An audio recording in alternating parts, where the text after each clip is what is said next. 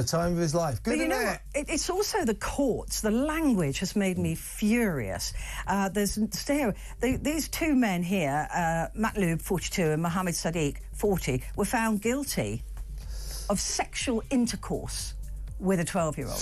That's rape.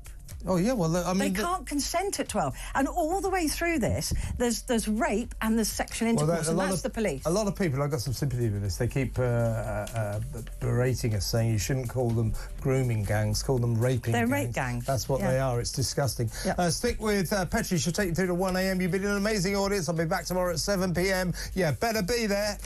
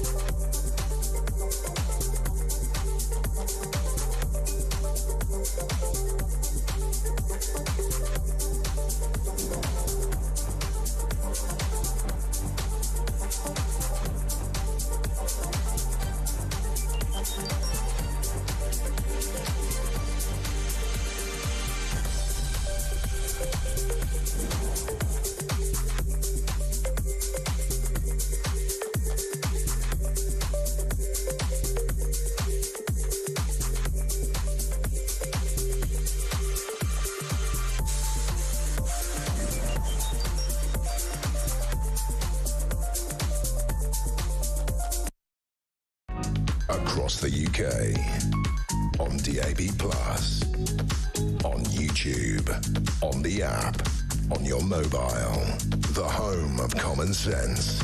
This is Talk.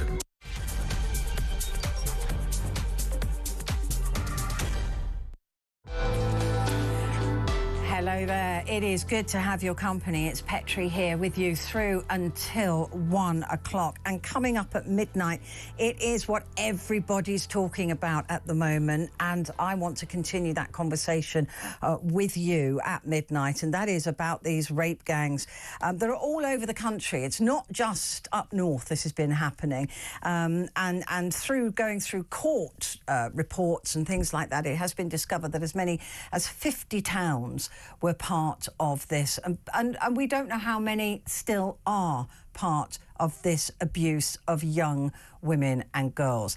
And like I said, was saying to Kevin, I'm really concerned about some of the language that is being used when it comes to these gangs. A 12-year-old girl known as Child A, it was reported that she had a consensual sexual relationship with two of the men and was raped by another two men. Well, a 12-year-old can't consent.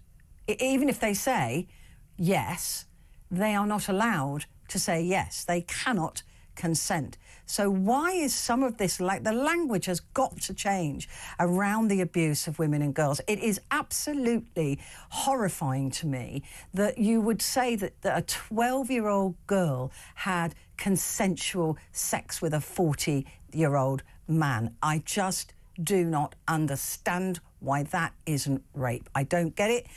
The language is entirely wrong, and it has really hacked me off when I was reading through all of this earlier on and some of the charges. It is disgraceful, and now we're being silenced again by being told that if we talk about this, if we mention the ethnicity of the majority of the men involved in the cases that we know about, that somehow we are racist or far right. And that is exactly the reason that these gangs got away with it in the first place, because everybody was too scared to say, look at the men that are doing this. This is a particular ethnicity. This is even a particular religious group. It does not mean that all people of that group are like these disgusting, vile men. Of course it doesn't.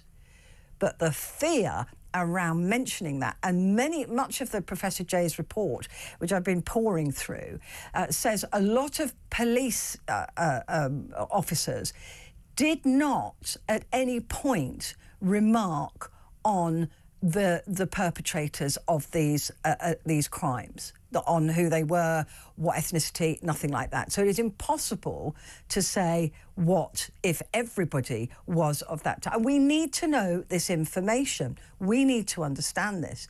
The other thing that has really made me very upset is a lot of these girls were in care or picked up from school at the age of 11, 12, 13. Being taken out of care homes to be raped and tortured. One young woman, I think she was 11, at gunpoint was made to perform sex acts on 23 men. I mean, this was ignored. This was just ignored, and the social services, everybody just swept it away. So the question really is, do we really need another inquiry into this, a national inquiry into this? And when you look at all the inquiries that have happened before, I mean, the last one, the Professor Jay's report, it was £100 million, £126 million of a 7-year report to be put together by Professor Jay. And it will cost, I think COVID is over 300 million. But what price is too much to protect these young people from this sort of crime? I would say that this is money better spent than we're spending on a lot of other things in this country at the moment. But there is a political nervousness about this inquiry. Is it because of Keir Starmer's position as QC? Is it because of the police wanting to cover this up because they didn't take notes? They didn't believe the girls. In fact, some of these girls got criminal records for being abused. You couldn't make this stuff up because they were seen to be troubled girls.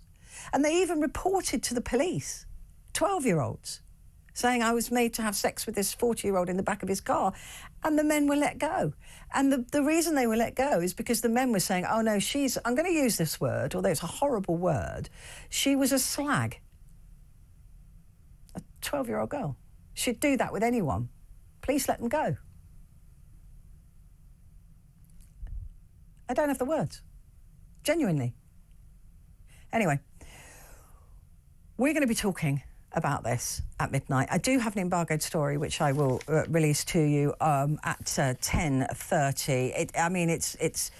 It just gives us a new peg to hang this on, really. But a national inquiry into this is probably overdue in terms of the fact that there are 50 other towns involved that never even made it onto the report. So That's what we're talking about at midnight. Do give me a call, 0344 499 1000. You can text the word talk and your message to 87222. Do bear in mind, though, that the texts come, the calls come at charge at the national rate, and there's also a charge your normal rate for the texts as well.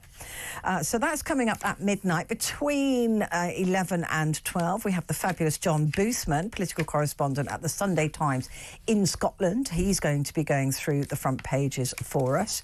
The Hearn Locker. We're going to be chatting with Johnny Hearn about some film reviews and the Golden Globe wins, if you've missed out on that. And there's been this incredible science fair in Las Vegas. So Phil Dave has been looking at that for us to see what the new technology looks like and how it's going to rock our world, if indeed it will. But first, before that, of course, the other big story in this country is, of course, the weather. We like talking about the weather, but this weather is not the weather we like talking about, and that is because it's an absolute disaster. There are people in Leicestershire whose homes were flooded. It's just awful. All around the country, there are now 500 flood alerts around the country. Is this just down to too much rain? Right, it's easy to say that, isn't it? We know the climate is changing, whether you agree it's man-made or not, there's no doubt about it. But is it because of that? Not our fault, basically, no one's fault. Or should somebody be taking the blame for this? Heavy flooding and snow, of course, have been causing disruption across many parts of the UK. We're going to get like 0.5 millimetre tomorrow in London, apparently. And it's going to, I'm telling you now, the roads will just grind to a halt. It's just pathetic. Emergency services evacuated a caravan park in Barrow, where a danger to life alert remains. Like I said, 500 flood warnings are in place in England, and the West Glen River in Grateford near Stamford is threatening to flood many, many properties. But why do we always face these issues? And like I said, is anyone to blame for it? Well, joining us now is Mary Long Dono, OBE, from Property Flood Resilience Champion. Mary, it's good to speak to you again. It's been a while, hasn't it, since we last chatted? It has been a while indeed, yes. Yeah. I remember you living in London in a basement flat. Yeah, that's right. Yep. I've since had the Thames Water put in a one of those, what are they called? Non-return valve. I'm very pleased to hear that. I got them to do just that because apparently the flooding was due to inside flooding, not external flooding when it happened. So hopefully that protects me now. But look, Mary, the question there is there somebody, an overarching body or local councils or the water companies that is responsible for what we're seeing here? And this level of flooding now is just, we can almost set our watches to it now. Yes, we can. I don't think we can point the finger of blame at any one person or any one body. First of all, as you've acknowledged, climate change, and the fact is we're getting far more rain. And what's happening is that the ground stays saturated. So when the next bout of heavy rain comes, there is nowhere for the water to go. And it's going into the streams and the tributaries, and then they're rushing into the river and filling rivers up quicker. And we're also seeing a lot more surface water flooding. And the Environment Agency published a report just before Christmas saying that far more people are at risk of surface water flooding than are at river or sea flooding. And that's basically too much rain falling from the sky and overwhelming the drainage system. And you've got to remember as well that we seem to have paved over, concrete over, tarmacked over our entire world. And so when that rain does fall, there's nowhere for it to go but into our homes. But surely in areas where this happens on a regular basis, there are things that should be being done.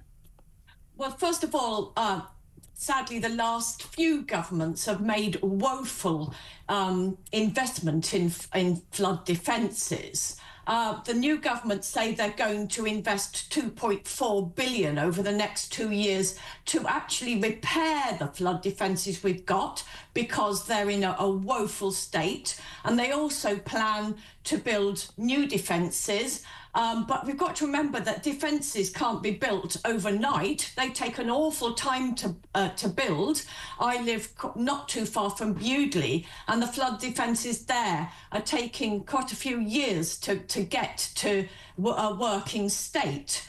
And that's why I campaigned for everybody to be aware of their own flood risk, to sign up for free flood warnings, and to actually have a to-do list or a household plan to know exactly what they're going to do if they get a flood warning. Things like moving your car to higher ground and moving anything of sentimental value in your home, anything, say, below waist height, up high. And if I always kept a stash of plastic boxes, and I knew in what order to pack those boxes, things that meant most to me. And also you can get self-closing air bricks and non-return valves if you've got, and flood barriers and flood doors to try and keep the flood water out. But also, my preferred option is to make adaptations to properties, so if they are flooded, they can recover more quickly, such as washable plaster and hard tiles on the floors, and even flood recoverable kitchens. Now, the only good bit of news that I can give people is that if they have been flooded, and my heart goes out to them having been flooded myself, is that to check with their insurance company to see if it's signed up to Flood Re, which is the unique partnership between government and the insurance industry, to see if their insurance is signed up to Build Back Better, because that will give people an extra £10,000 on top of their insurance claim to put in that waterproof plaster in the flooring, or a flood door or barriers, etc. So if you've been flooded, check with your insurance company as to whether they're signed up to Build Back Better. And that can happen even if it's a historical flooding and not one that you've been part of, or does that it has to be you that suffered it? It's you that suffered it right now. So all the people that have suffered from flooding right now can see if they can get some extra money called Build Back Better. Yes, I'm campaigning for Build Back Better before, really, because that would be the best thing for people at risk of flooding, to actually be able to get flood defences for their own homes, or recoverable repair for their own homes. And that there's no one sticking plaster for flood risk management. It's a combination of lots of things, sort of hard engineered defences and maintenance, and also natural flood management, good farming practices, paying farmers to store water on their land so it can be released slowly, perhaps more reservoirs, and certainly at a property base as well. So doing all those things, we can help manage flood better and also recover far sooner from a flood than the average 9 months that all the poor people that have recently been flooded will have to face. And a lot of people who live in houses go, well, we've never flooded, it will never happen. But my understanding is that somebody told me they were on a first floor flat, I think, and the toilet flooded into their house, because if it does back up enough, the pressure will immediately try and find a way out, and so it can happen to people who are not basement, not first floor. So does everybody have to be kind of thinking more along the lines of what would I do if? Absolutely. I would encourage everybody, even people living on a hill. Let me tell you a little story. I now live on a steep hill, and we had the most tremendous storm, an overland runoff. The rain was running right down the road, and a car was parked over a drain, and the rain took a right-hand turn through a hedge and into a near neighbour's house, next door but one, into a house. I've been in many flooded homes on hills, so everybody should actually stop and think, what would I do if I should flood? Find out if I'm at risk of flooding, sign up for a flood warning, have a plan, think about what I would do if a flood was heading my way. Actually, a cheap fix that I have tested if you can see one coming your way, is aluminium tape. the equivalent of 5 builder's bags, if you can imagine them, the rubble bags of water can get into a person's home just through the air bricks. So if you've got some aluminium tape or even gaffer tape, put that over your air bricks, and also up your doors, the gaffer tape and the aluminium tape, or cut some wood to size and seal it with silicone sealant. You can always remove it afterwards with some solvent, and that will help keep an enormous amount of water out. I was also told that with toilets as well, is to keep some balloons, just a balloon, deflated balloon in your bathroom. And if it starts to bubble, you just blow the balloon up and fit it into the toilet bowl to a point where it could potentially stop a lot of that effluent coming back. Well, that might burst under pressure, but you can get toilet bungs that you can pump up and put down the loo. Or, as I've tested, you can, if you've got a small children's football, deflate it a little bit and shove that as hard as you possibly can down the loo, shut your lid and gaffer tape it shut. Everybody's got gaffer tape about the place. If you've got curtains, tie them up with tights. If you've got tables with wooden legs, put a couple of Wellington boots and buckets and plastic or a plastic bin on them, and then start emptying the contents of your kitchen out and put them up high, because trust me, flour and flood water don't mix at all well. Now, on my website, floodmary.com, there's loads of information. There's a flood recovery guide, there's a homeowner's guide to property flood resilience, and there's also a book that I've written, having interviewed many people who have made adaptation to their home. And one of the stories, a man was flooded on Monday, Tuesday and Wednesday, but he was watching the television again on Thursday and didn't have to make an insurance claim. That is the way to go with our changing climate. And if you fit these things first, though, are there such things as grants you can get? Say if you wanted a flood door or you wanted, I don't know, something like that, a non-return valve, for example?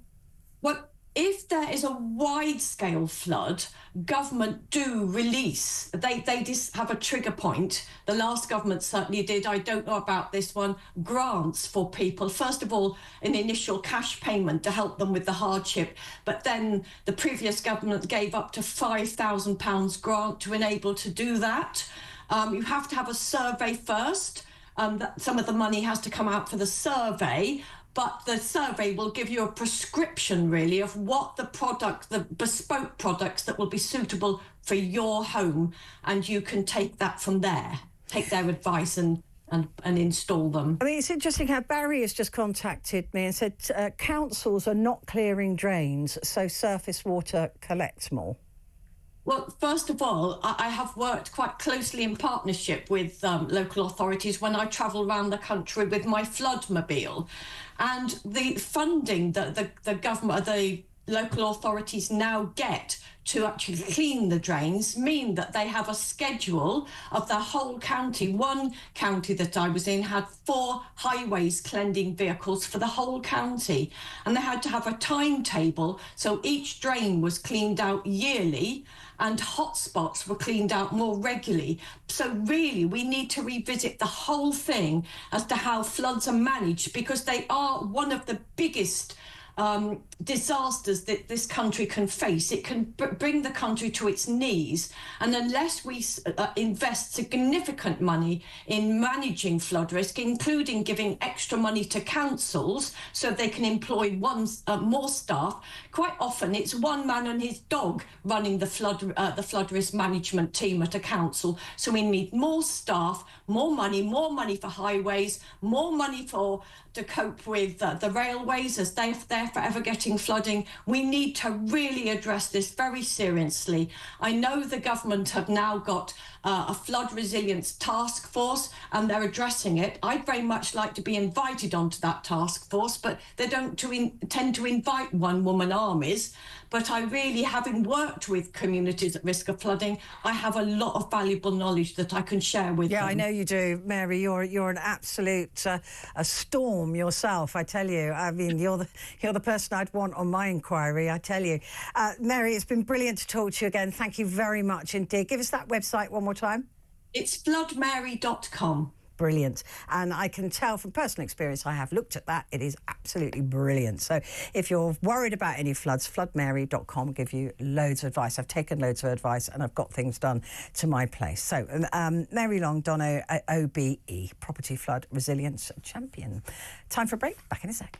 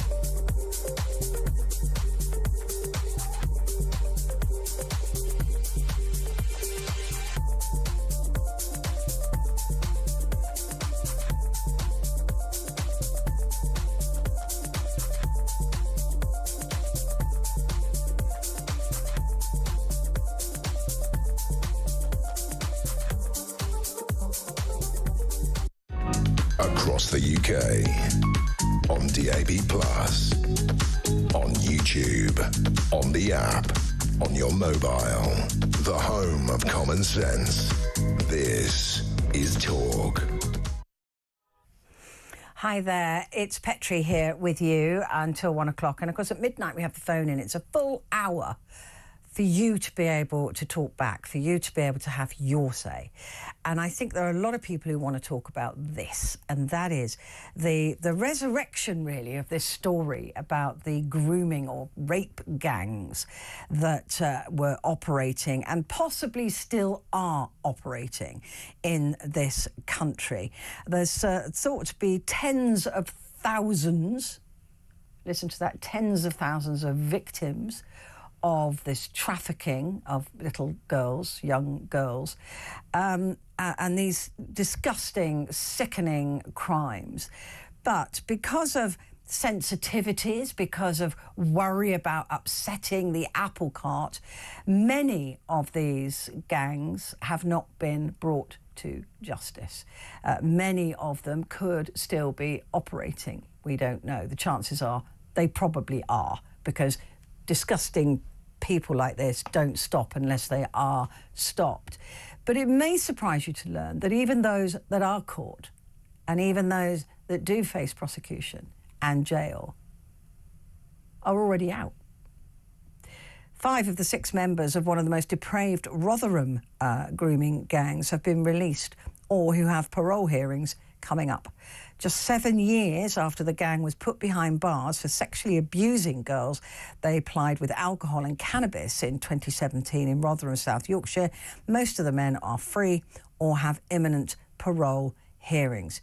The town was at the heart of the sex abuse scandal, and a number of vile gangs were snared as part of a major police operation investigating the abuse and trafficking of up to 1,400 girls in that area. So that's just that area. And then, of course, there was Bristol, Telford, Oxford, and 50 other towns that have been discovered to have been part of this. 50 other towns. The record keeping on many of these gangs was not done accurately or properly, again, for fear of being considered racist or insensitive to community issues.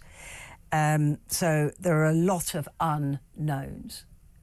And the question really is, should we have a national inquiry?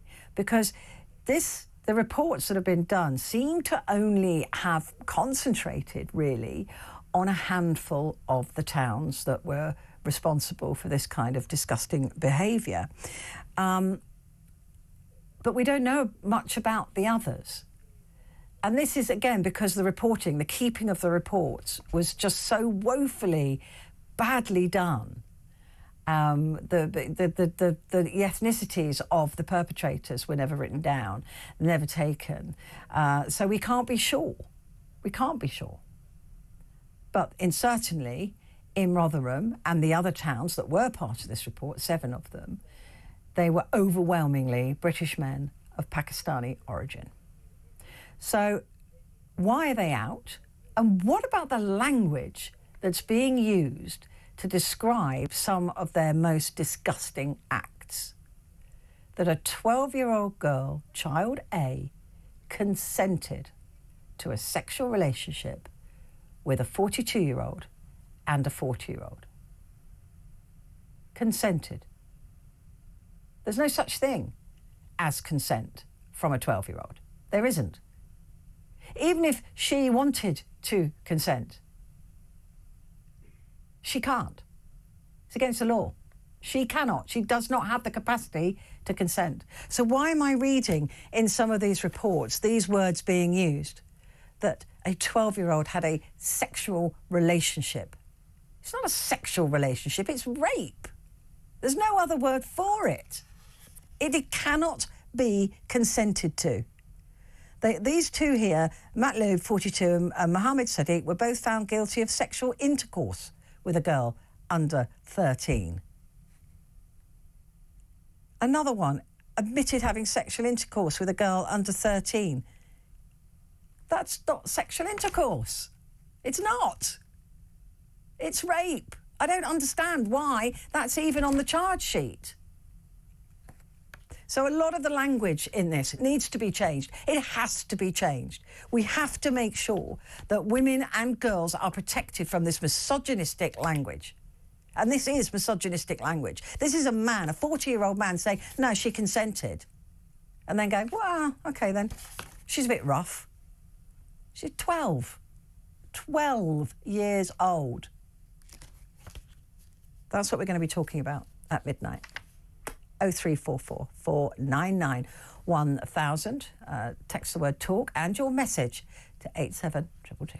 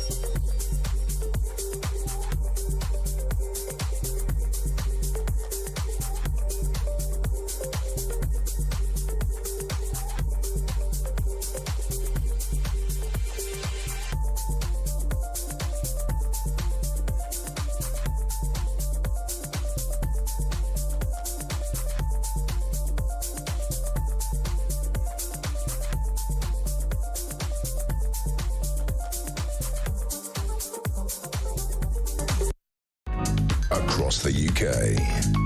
On DAB+, on YouTube, on the app, on your mobile. The home of common sense. This is Talk.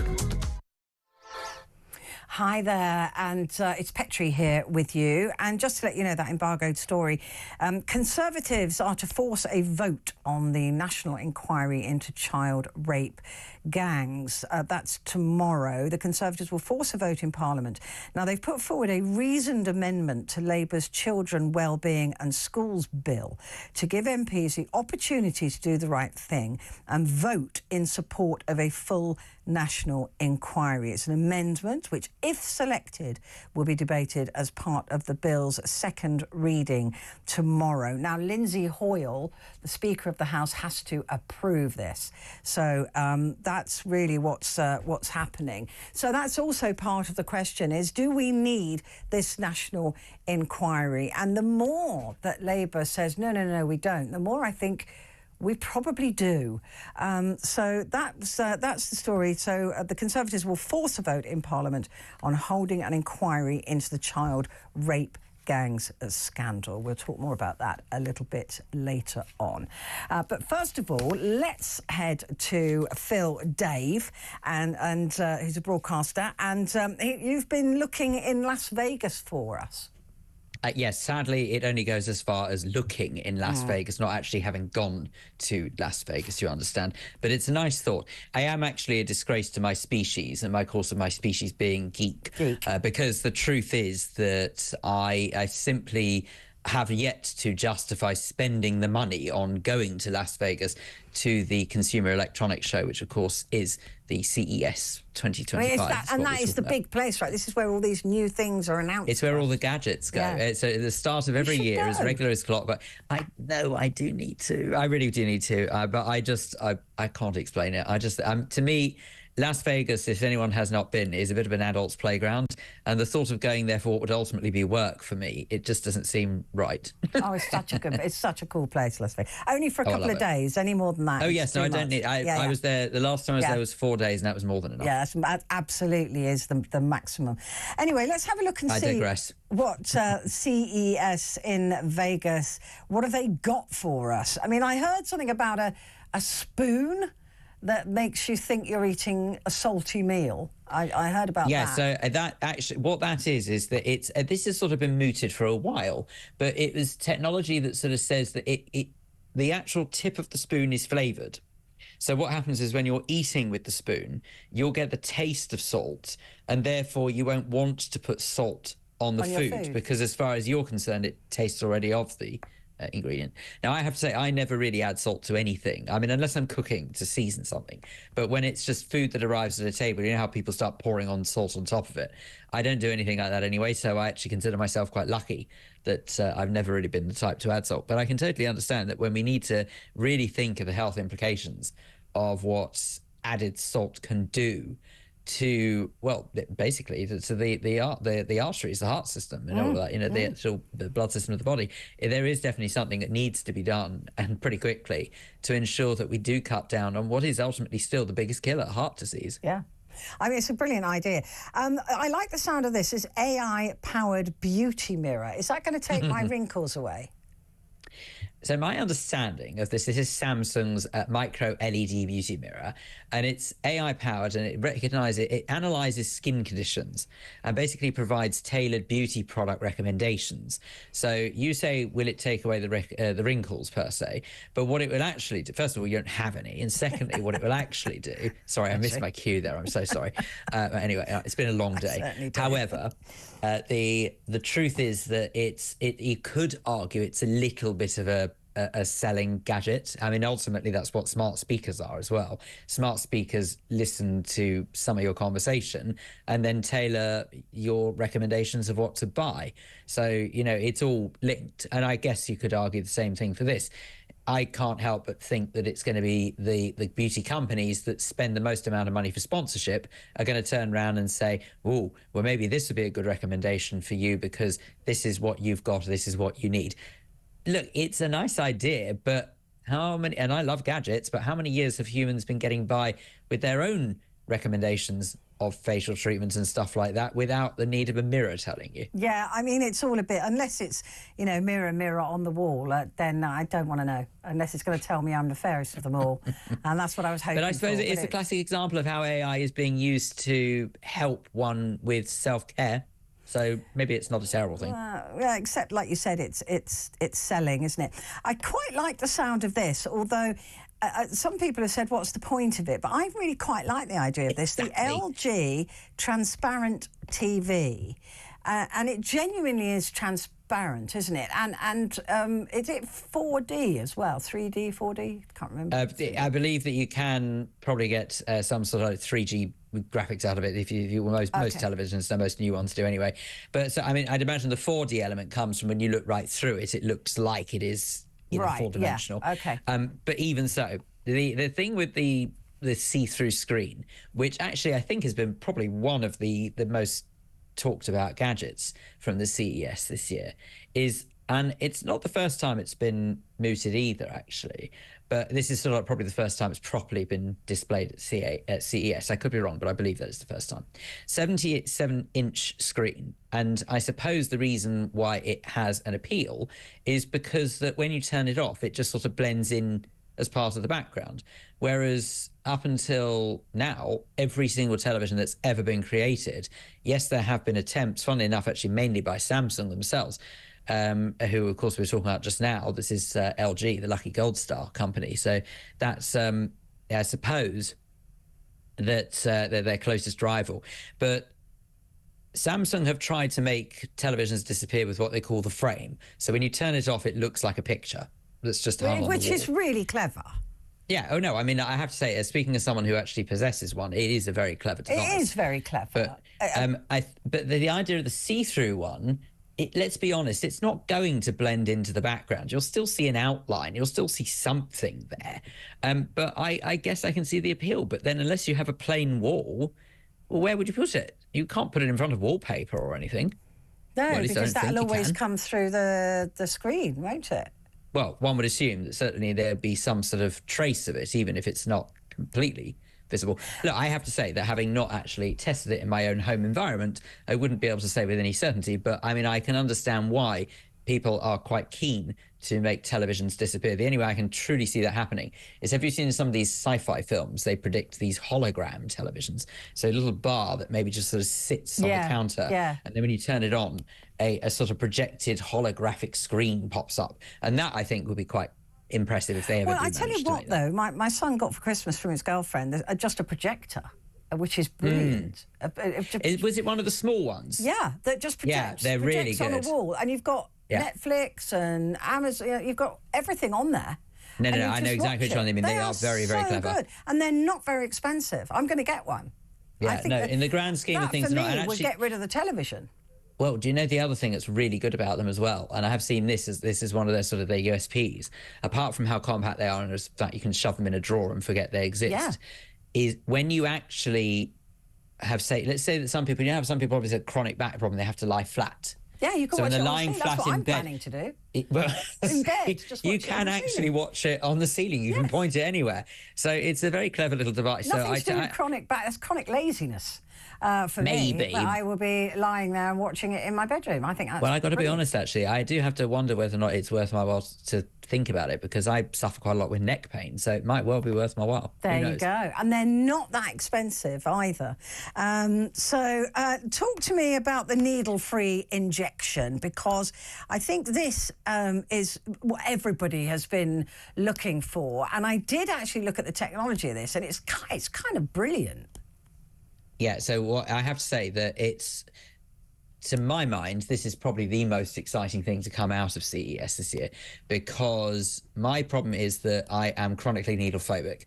So you will never see me with a tattoo or piercing or anything like that, because any needle that even comes within 100 yards of it, not for sewing, but anything that I know is designed to penetrate. Something like 40% of the world is needle phobic. Yeah. Because it's just so counterintuitive. Why the heck would you stick a needle in you? Ugh. Sorry, it's just horrible. Absolutely ghastly. But Flow Beams, this is the name of the company. They've created Bold Jet, which is, as you rightly identify, a needle-free injection device that sort of uses lasers to deliver liquid painlessly into the skin. Smaller than the width of a hair. This laser at very high speed injects the substance into your skin. Yeah. Amazing. So what it does, it sort of pinpoints, if you like, no pun intended, where exactly the liquid should penetrate into the skin, and then guides it in through, literally passes through. Sorry, I'm doing this as I know some people are listening to this, but I'm sort of doing this on camera. But the idea being is literally sort of passes through the epidermis completely pain-free, from my understanding anyway, just because it almost sort of guides it into the pores almost. It's completely extraordinary. It's brilliant. And this has been the holy grail of medicine for a very long time. So I do hope that they get this. Just quickly, robot dogs. Would I be replacing Bailey with a robot dog in the future?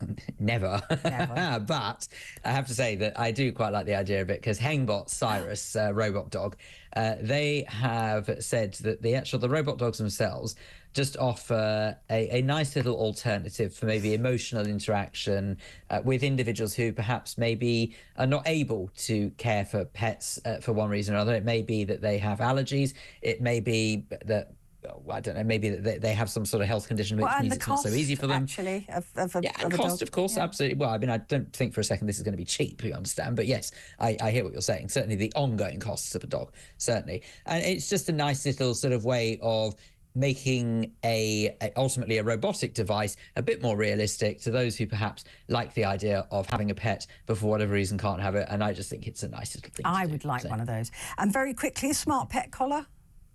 Yes. So Lavitag is this one. Lavitag Pro.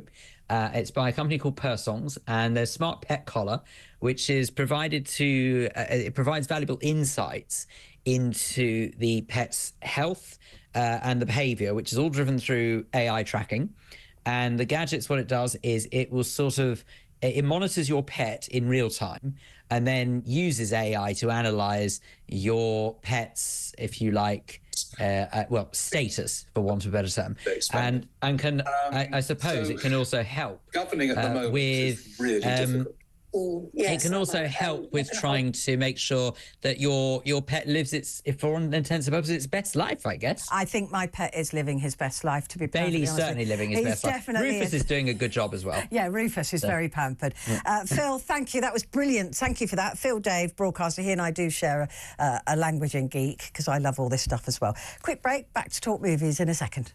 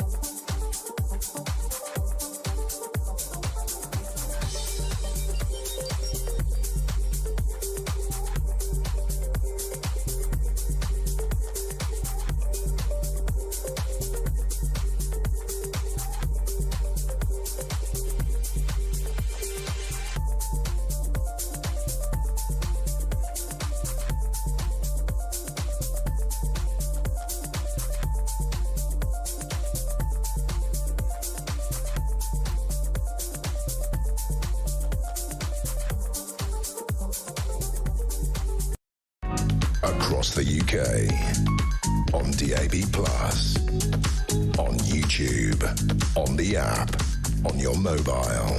The home of common sense. This is Talk. Hi there, it's Petrie here with you, and coming up at the top of the hour, we've got John Boosman, of course, going through tomorrow's newspapers for you. But before then, we have Johnny Hearn, filmmaker, broadcaster and talk film reporter joining us. Johnny, you've got a couple of movies for us. Yes, hello. Good evening. Hello, how are you? So let's kick off straight away with Nosferatu. This is Dracula, right? Yes. Yes and no. Okay, first of all, Nosferatu is not a sequel to a film called Nosferatu. Okay. But it is a remake. It's a remake of the 1922. Right. You got it eventually. Yeah, I got it eventually. Been working on that all day. So it is a remake of the 1922 German silent movie called Nosferatu, which was one of the first sort of major pioneers of cinema. Oh, it was brilliant. Yeah, I've seen it. Yeah, revolutionary, because it was a long movie. Movies weren't long at that time. But that itself is a hybrid of just a made-up gothic tale of vampires and Dracula. And there was a big sort of legal case at the time because it impinged on the copyright of Dracula. Now all of that is in public domain, so it's fine. So the story is, and you'll be able to spot the similarities to Dracula here. So it's a tale about a young man who was sent by his company to Romania to meet this very wealthy count who wants to buy a property where he lives, so that he can move over there. And he does travel over there. He has this sort of weird connection with a young lady who happens to be the wife of this young man. And he wants to travel over on a ship, bringing with him a load of earth from where he lives, and so that he can live in this new town. That does ring a bell. Yeah, it's not Whitley Bay, it's France this time. That's, it's basically the same story as Dracula, only it's not Count Dracula, it is a different I thought name. Nosferatu and Dracula were the same creature, but they're not. No? No, it's Count Orlok, not to Count Dracula. All right. It's so ridiculously similar that it's... It is. I'm thinking... okay, just call it Dracula. Yeah, right? Just call it Dracula, right? It's stupid. Right, you've got a clip of this for us. Let's have a listen or a look at Nosferatu. This creature is a force more powerful than evil. Its desire is to consume all life on Earth. Only you can redeem us. He is coming.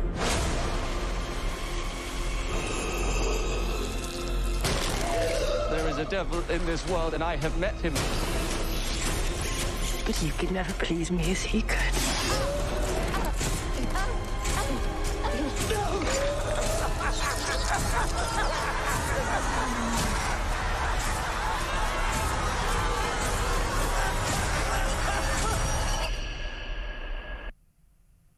That looks pretty scary. It is. It's quite creepy, rather than scary. It's very weird. There are a lot of people people I've known who've seen it and left the cinema thinking, I really have no idea what I just watched, but I enjoyed it. Oh, okay. Because it looks great. Sometimes it's black and white, sometimes it's color. It's very brilliantly shot. Willem Dafoe is fantastic, as you would expect him to. The rest of the cast, Lily Rose Depp, Nicholas Hoult, Bill Skarsgård. It's very good, and it's written and directed by Robert Eggers, whose debut film, The Lighthouse, was this kind of revolutionary, to weird, bizarre character piece set on a lighthouse with Willem Dafoe and Robert Pattinson. It was all shot in black and white. He then followed that up with the absolutely terrible The Northman, which was an awful movie, but thankfully he's come back with this, and it's done really well in the box office. And this is a director that's going to keep an eye out for, because he's really going to go places, because he's got a fantastic vision of cinema.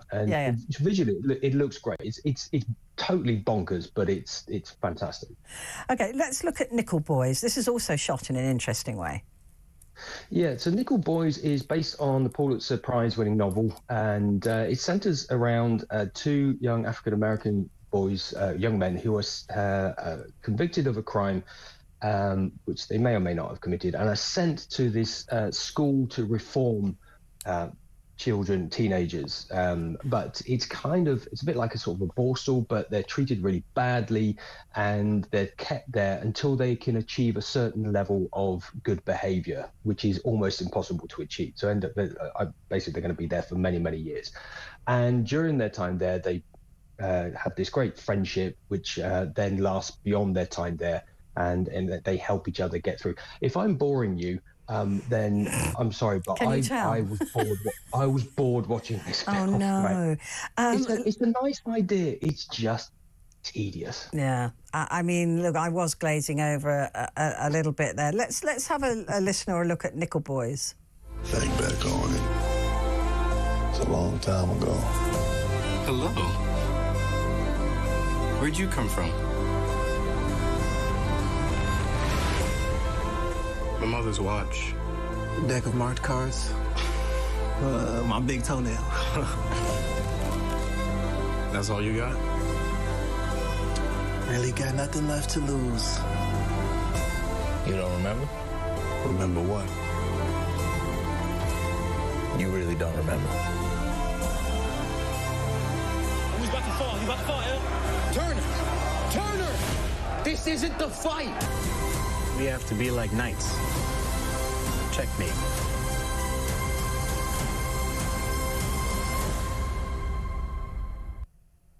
Okay. Nickel Boys, 12A, it's 2 hours 20. And the thing that I think will annoy me is that it's entirely shot from somebody's point of view. So everything is from somebody's point of view, not the same person. But I think that can be overused, right? I think that's the problem with this. It's point of view is used a lot in films. Which is great, in yeah. Almost every movie. For a short moment, somebody walks in a room, they have a look around, you have the point of view shot of what they're looking at. That's great. When it's used all the time, it does get a little bit tedious, and it gets a little bit jarring, a bit grating. And this film is 2 hours and 20 minutes, and that really doesn't help. It also doesn't help the fact that it's a real mishmash of ideas. There's no kind of singular storyline throughout the whole of it. It just seems to jump around all over the place. If you could take any sort of 10-15 minute chunk of this film and watch it and think, oh, that looks really great, it's really clever, it's innovative, I like that. But when you start putting those 10-15 minute chunks together, you suddenly think, well, at least I did, I just thought, I really just don't get what this is about. Yeah. It just didn't. I think it would irritate me. It's sort of style over substance. Yeah. I forgot to mention Nosferatu is 15, and that's in cinemas as well. It's 2 hours and 12 minutes. Now, Golden Globes. Yeah. There were some big winners. I mean, Josh Rom called The Brutalist. Yes. And that did really well in noms, didn't it, as well? Yes, so that had a lot of... It didn't have the most nominations, but it had a lot of nominations. This is a real kind of big Oscar tip as well. It's a 3.5 hour epic drama movie, post-war film starring Adrian Brody, who also won Best Actor. It also picked up the award for Best Director. So it didn't win a lot of awards, but it did win 3 of the big ones. It won Best Film, Best Director, Best Actor.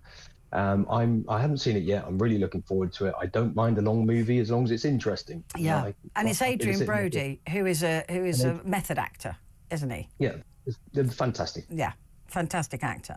So The Brutalist, totally lived the part. Yeah, that looks really interesting as well. And another big winner was Emilia Perez, the film. Yes, not a person, a film. That won several awards. Best comedy or musical film, because the Globes, they have different categories in the Oscars. So they have a drama category and a comedy and musical category. Zoe Saldana won Best Supporting Actress for a comedy and musical film. She's very, very good. And this is also a non-English language film, because it's all done in Spanish. It's a Mexican movie. And it won Best Song as well. I found it a bit of a weird story. It's about a transgender gangster who employs Zoe Saldana to kind of help him through the legal process of not wanting to be a gangster anymore. It's a very, very weird story. I don't mind the fact that it's in Spanish. I love watching foreign language movies. I don't really mind the fact that it was a musical, and every so often people started bursting out singing, although it's not my favourite genre. But I just kind of didn't really get the fuss about it. It's a fine movie. didn't think it was a But fantastic they love all movie. that, don't they? They love the weird stuff, and that it'll probably do well at the Oscars as well. Wicked, though, didn't get Best Song. I'm surprised for that, but it got Cinematic Achievement. And Demi Moore. We talked about Demi Moore. You talked about this film, when that came out, I said, look, you know, Demi Moore is going to get award nominations. She's going to win awards for this, and she did. She won Best Actress in a Comedy or Musical. It's a bizarre but wonderful movie. It's a pastiche on vanity and plastic surgery. She plays an aging actress who's struggling to get work. I wonder where they got the idea for that from, and who takes this course of action where she physically, literally gives birth to a younger version of herself. And she can live as that younger version for a week, but then she has to go back to the older version, the regular version of herself, and that can change every week. But of course, the younger version of herself wants to live her life more and starts stealing time, physically stealing time away from the older version, which is played by an everyday story. It's a brilliant movie. An everyday story that you find. Kieran Culkin as well, Macaulay's brother, supporting actor and screenplay. Well, he won last year as well for his role in Succession. He's the better actor. I mean, I know that. Well, anyway, John, thank you very much indeed. That was brilliant. Johnny Hearn there, filmmaker, broadcaster and talk film reporter.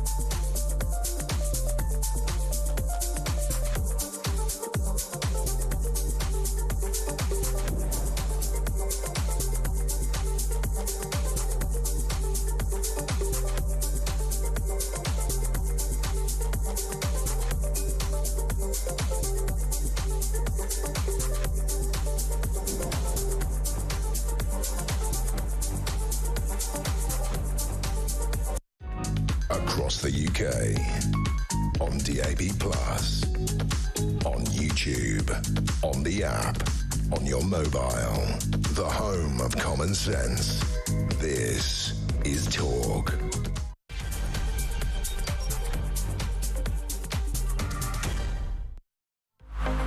Hello there, and thank you so much for your company.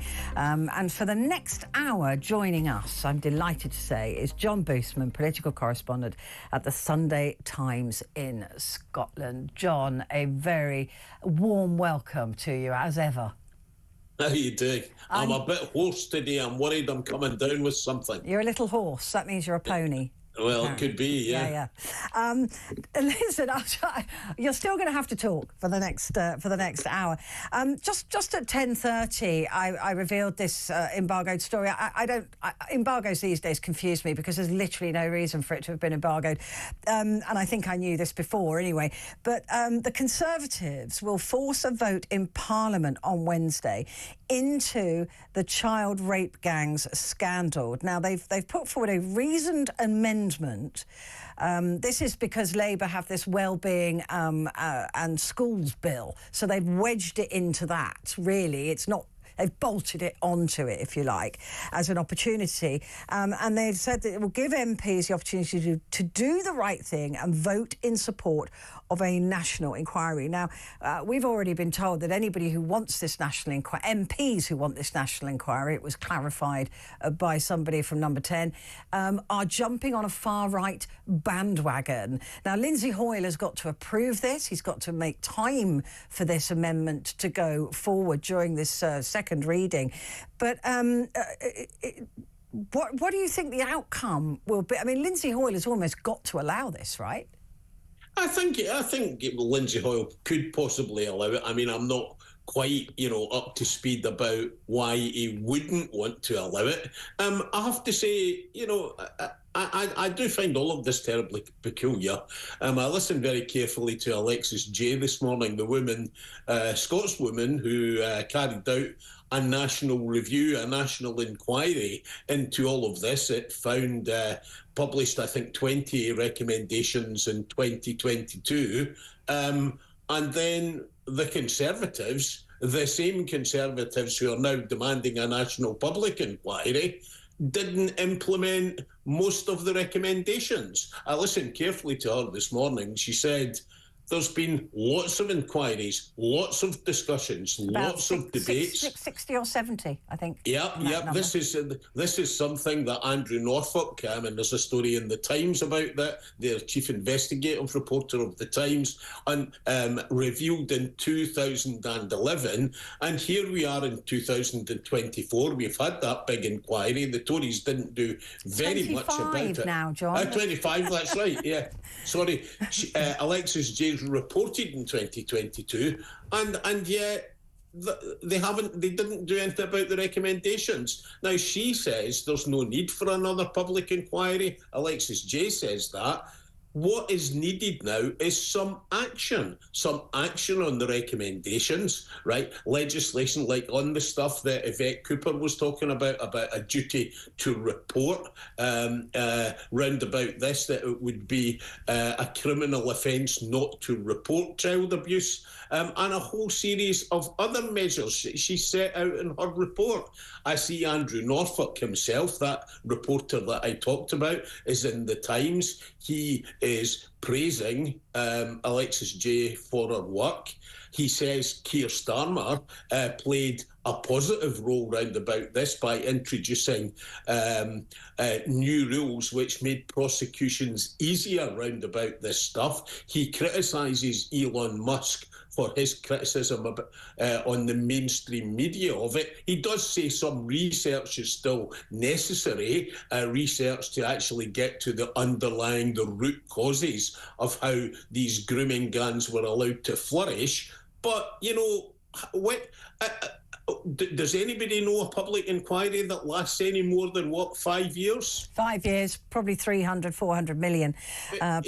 And so, look, everybody can have nothing but horror and sympathy for the victims of all of this. That should go without saying. But, I think it is a bit rich that the Conservatives in particular have come out. They were in government up until July last year. It's only 6 months ago. And now all of a sudden, a public inquiry that none of them were really talking about when they were in government should be something that should be top of the political agenda.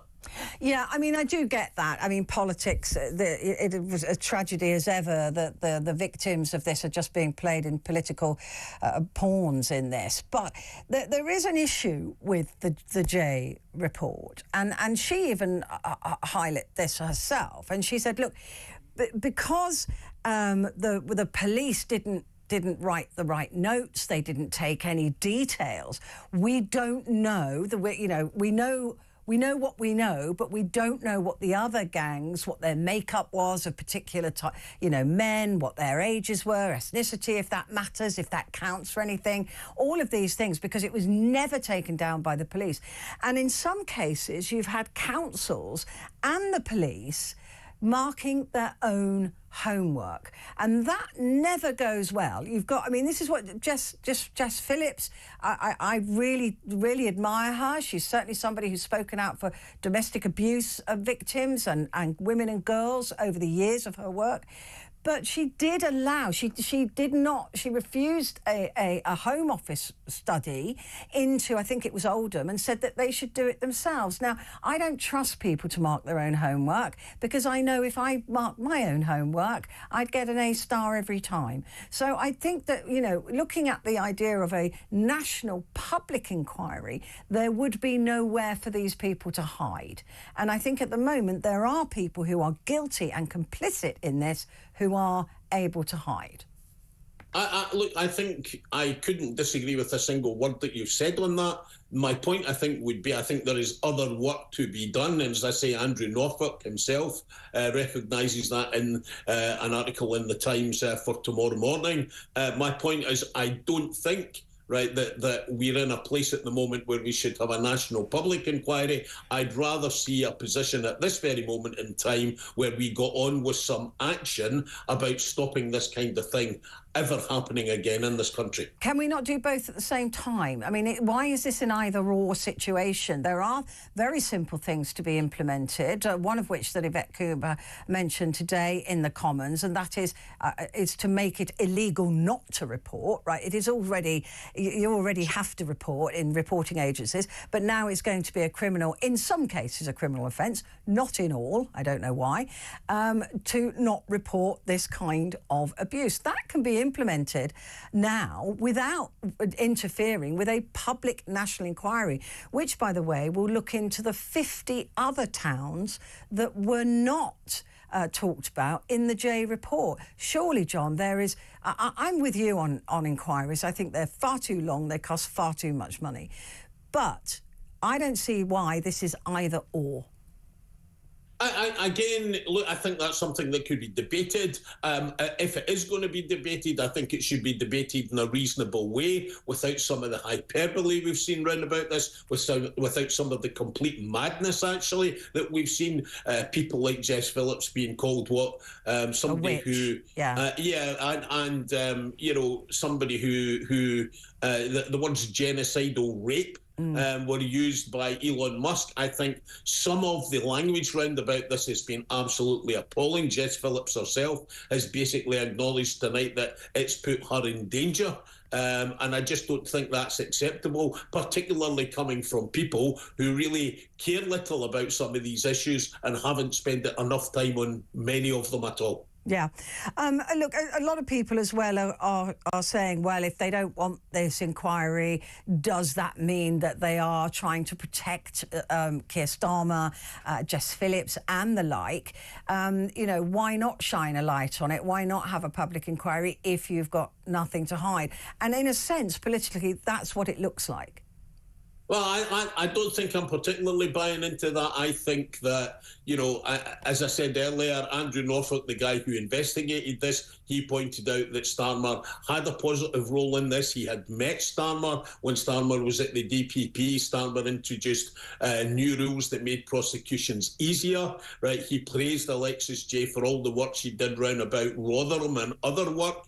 As I say, conceded also that there was some research, basic research, that needed to be done round about the root causes of this. And as I say, I think we're in a place now where I'd rather see us get on with more work round about the issues so these things don't happen again. Look, we've had so many failures. You talked earlier on about, you know, the notes in police. How many stories, for example, have we heard in the past 5, 6, 10 years about the police round about Hillsborough, for example, and other things, right, where the same sort of practices that we see, right, keep coming up again and again and again.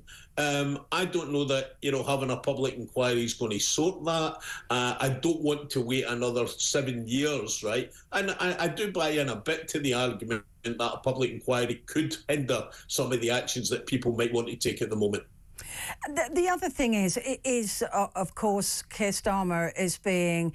there's a lot of shock about the language that he's using in terms of at that we all forget now it was about the NHS, but at that briefing, and he said he accused basically of people at the time. It's been clarified, not in a very clear way since, but saying that if you're interested in a national inquiry, you're jumping on the bandwagon of the far right.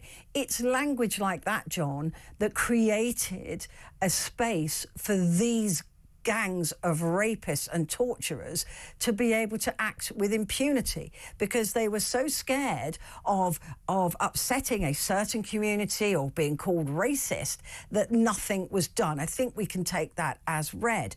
Now, if you start using that same language as Keir Starmer is using now to suggest that people who are angry about this and who point to the very real fact that these were British men of Pakistani origin, that you are somehow racist. That's not helpful, is it, when that's what caused this in the first place?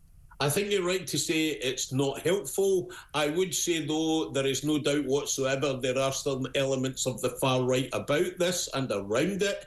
Look, they're always going to try and steal it, right? But it isn't far right to be concerned about this. So, you know, it's kind of difficult to look at people like Tommy Robinson, for example, who's been in and around this issue, and say that he doesn't have a far-right agenda. No, of course he does. It's all very strange that Elon Musk, who's been around all of this, is telling us on the one hand that Tommy Robinson is some kind of misunderstood hero, when actually he's in jail for committing criminal offences that put a young man in danger. It's all very well for Musk at the same time to say that he supports the AfD in Germany as the saviours of the political system in that country. It's kind of difficult to say that far-right elements aren't around this. No, of course, but the far right will jump on a bandwagon. What my point is that many people, I mean, Kemi Badenoch was the one that was calling for this inquiry from Keir Starmer, and the suggestion that she and Jenrick are coming at it because they're jumping on a far-right bandwagon. Now, they might be jumping on a political bandwagon, that I can absolutely concede, but does it make them far-right to be doing this, to be calling for a national inquiry? No, I don't think it does. But again, what I've said, and I want to stick by this, is that if we want to have a debate about this, and we should, it needs to be really debated in reasoned language and in reasonable terms, with people at least trying to bring some sort of objectivity to it, some facts to the debate, rather than some of the stuff that we've seen, frankly, in the past week or so. It demeans the political system, and it demeans politics as well. No, I completely agree with that. But if we are to have an honest conversation, then it is going to have to be brutally honest. And if it does appear that there's a certain character, a certain type of man that is carrying these out, whether it be on religion or ethnicity, we have to be brave enough to shine a spotlight on that. And that, again, does not make anybody racist. It is just that I just see political cowardice wherever I look. Keir Starmer's a man who wouldn't say what a woman was or didn't know. And then he's referring to anybody who has a problem with issues such as this as being far right. And I think that is political cowardice. Again, look, I couldn't disagree with some of the things that you're saying, but this debate needs to be a more considered debate, and it needs to arrive at considered conclusions and recognise facts for what they are, rather than people who, frankly, sometimes have pretty wild opinions around some of it. Yeah, I agree. But unless we have some sort of inquiry that is down the line, straight and honest, people are going to come to their own conclusions, and that is going to cause racism. Well, look, again, you know, we're jumping to a solution that's a national public inquiry, which is a big thing that will take a very long time. What I'm saying is that I think there is work to be done. I think there's research to be carried out. I think people can have a debate right? That doesn't necessarily mean that we need to have a national public inquiry, particularly in the context when we've had a national review of all this stuff just over 2 years ago. It reported, and none of its recommendations have been implemented. I think 2 years ago, wasn't that when the lettuce was in charge? There were so many of them, I forget. I think that was at the dying moments of Liz Truss, I think, and maybe they were preoccupied. But that's no excuse. I'm just saying that I think that's what was going on 2 years ago. And I think we had a good few Home Secretaries and stuff as well. Oh, yeah. And that's that. But that's why nothing got done, right? I mean, because nobody was doing anything apart from looking inwards and trying to decide who was going to be next in the seat. John, it's time to take a quick break, but John Boothman and myself will be back in just a moment.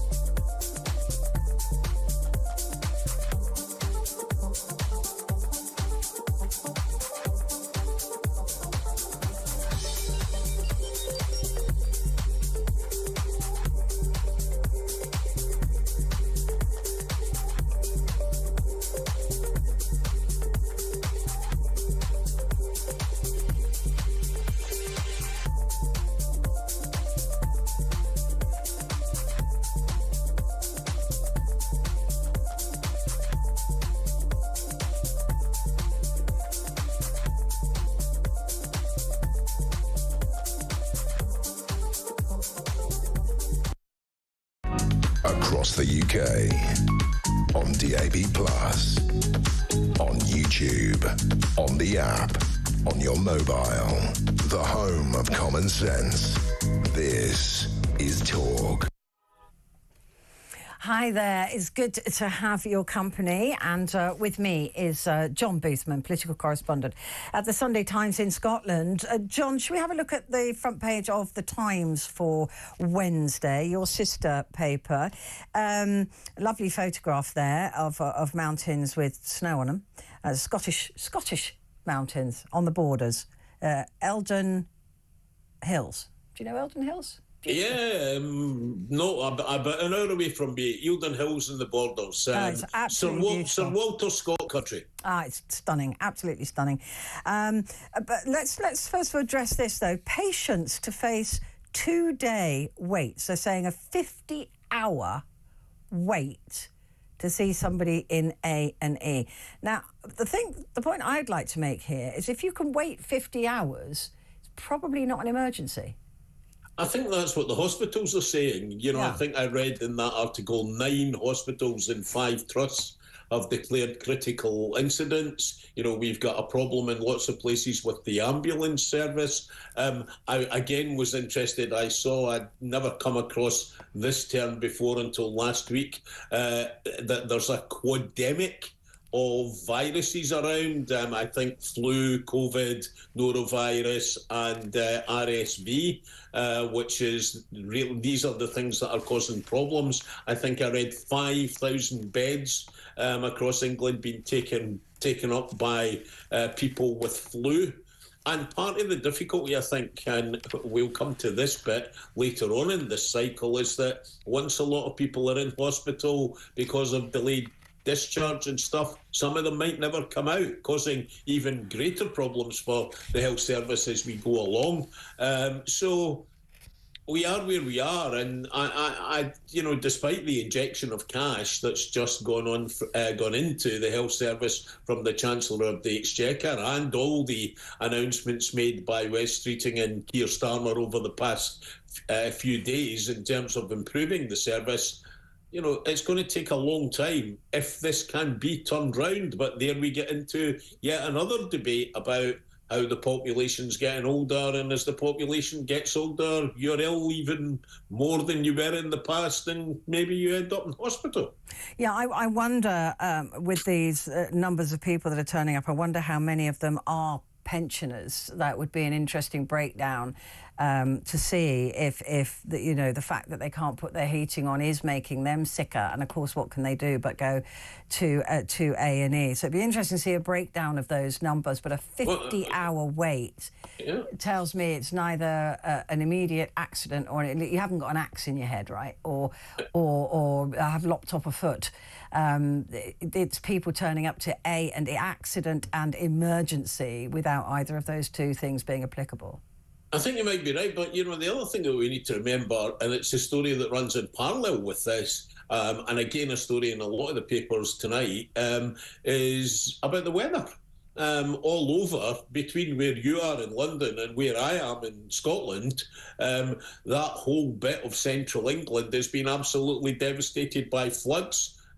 You've seen those pictures on the television tonight. Awful. There's talk tomorrow night, certainly north of the border, of the coldest day of the year. I think I heard the weather forecaster say earlier on, -16 in the Highlands. Yeah, -20 in some places, apparently. Yeah, these are the kind of temperatures that lead you into a place where there's problems and lead you into a place where, well, for a hospital, things get even worse. Of course. And the pressure on staff in these institutions must be absolutely incredible and unbelievable. I know. I mean, really. And also with this bad weather, staffing them is difficult because people can't even get into work, and that creates even more of a crisis where people can't be seen quickly. Let's turn our attention to the Eye now. This paper is saying, again, a flu epidemic hits hospitals as UK battles widespread flooding and this Arctic blast that is coming. But this leads with social media giants defy UK crackdown on online safety. Now, this is Zuckerberg from Facebook and Meta joins Musk in criticising the UK and EU over online safety rules and will ease restrictions on Facebook and Instagram despite the risk of more bad stuff. They're saying that they're going to have it almost self-monitor, that people will say, oh, no, that's not true, or that is true, rather than have an oversight. And a lot of people are suggesting this is Zuckerberg sucking up to Donald Trump, that he wants more say in the politics of the country, like Musk.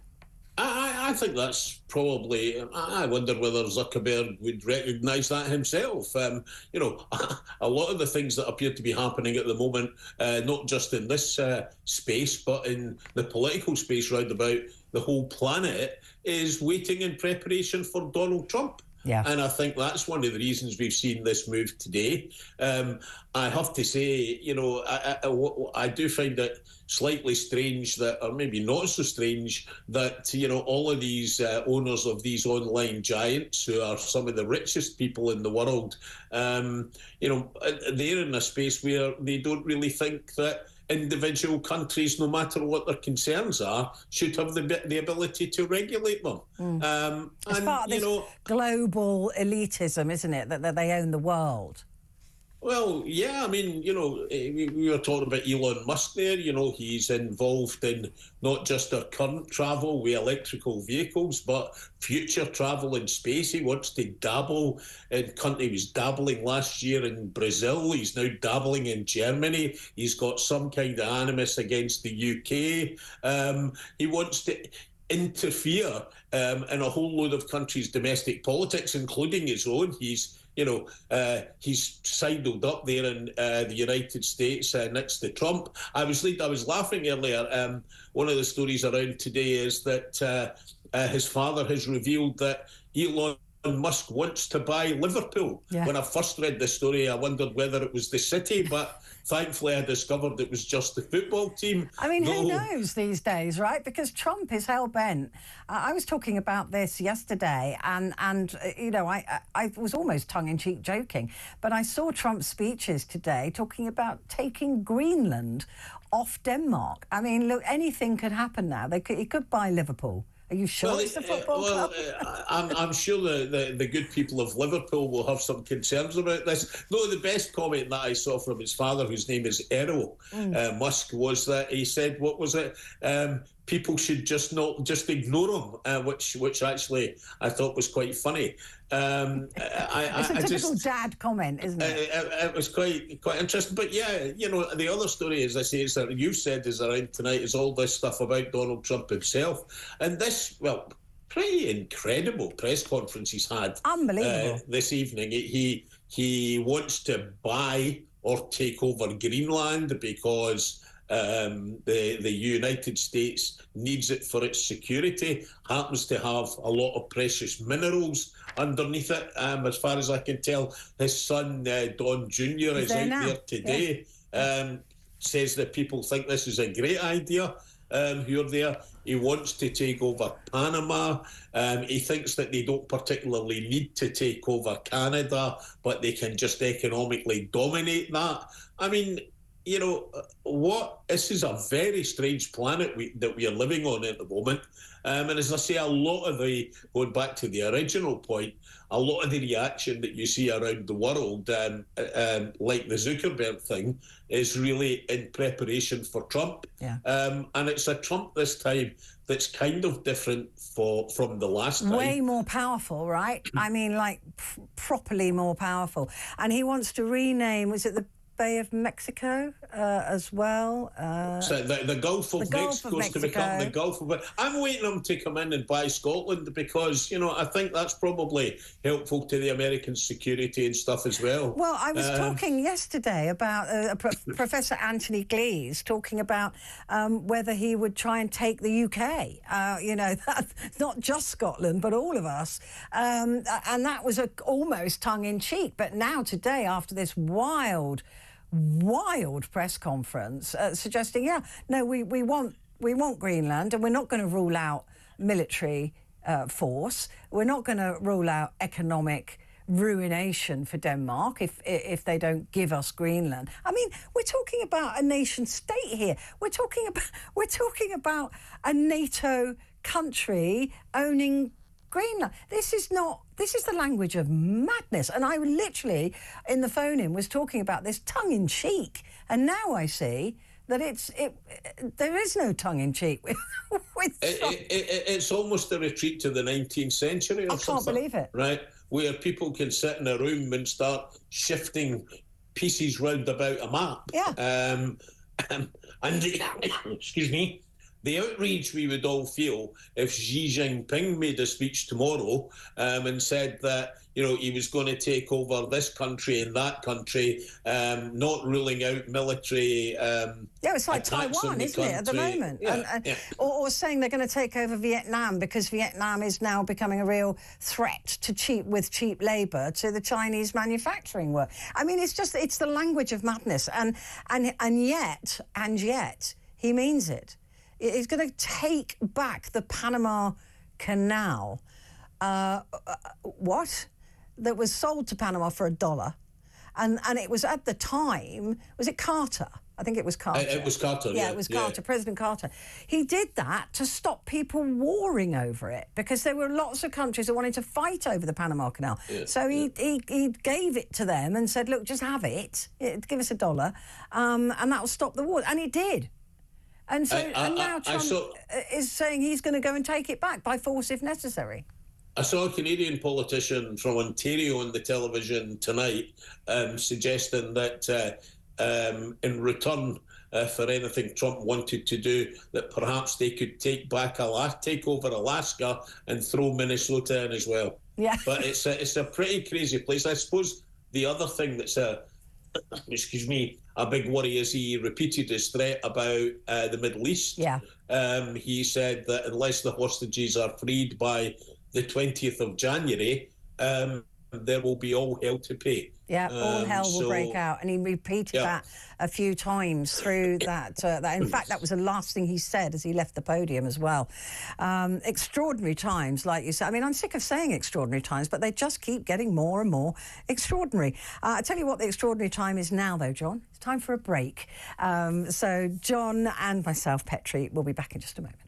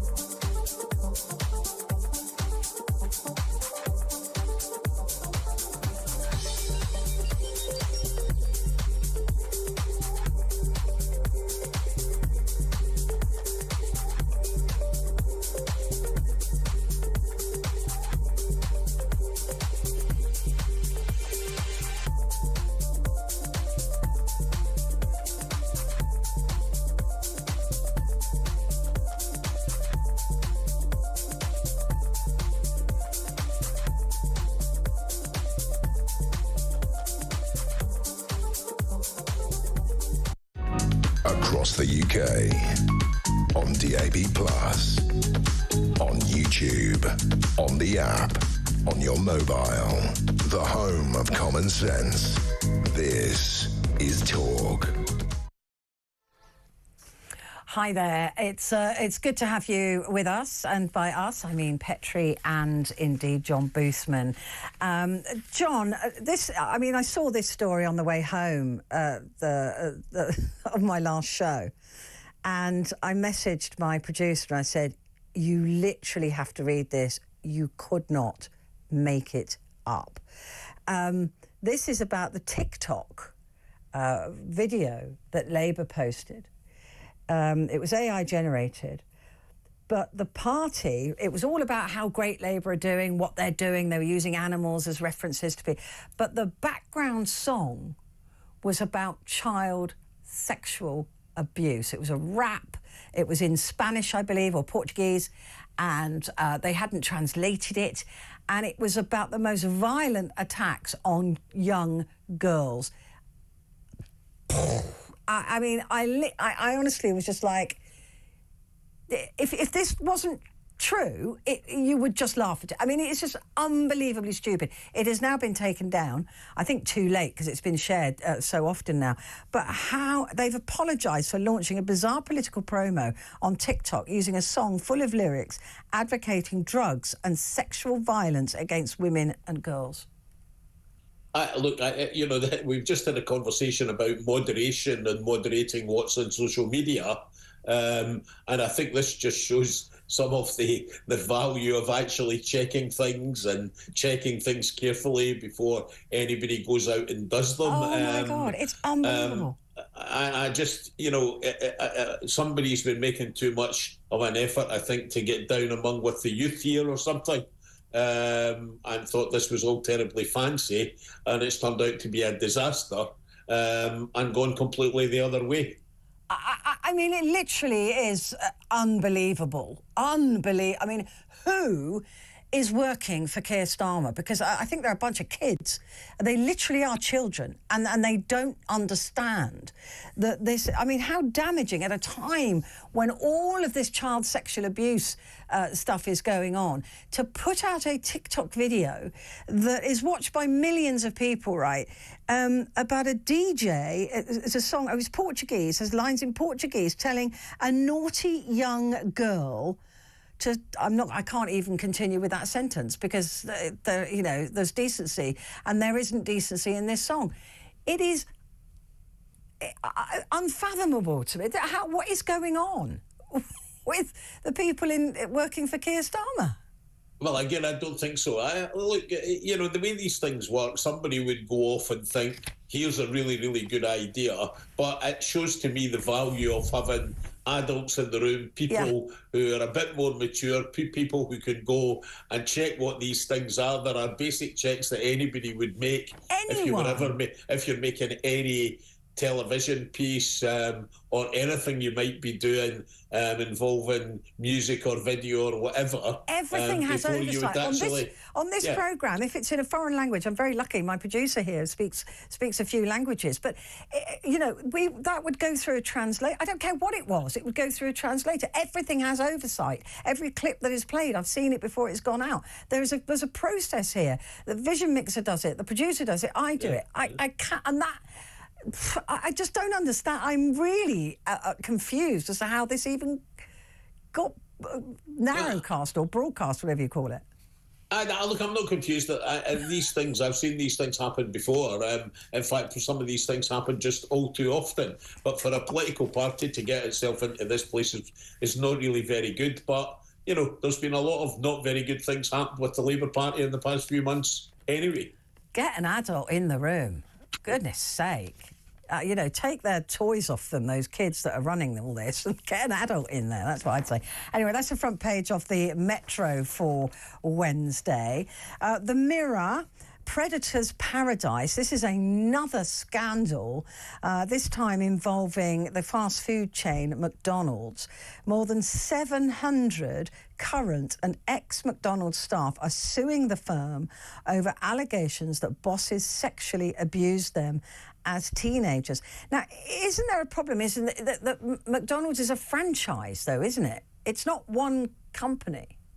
Yeah, you're entirely correct in that. But that, you know, what has happened here, and I don't know how many legal companies are involved. I heard somebody on the radio talking about this earlier.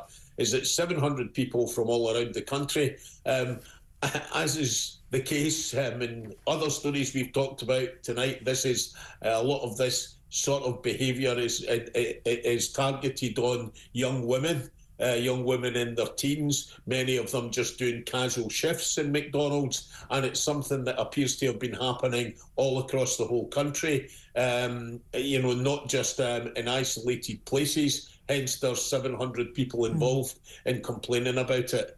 But the same sort of themes that we've been talking about earlier on in the programme. Unbelievable.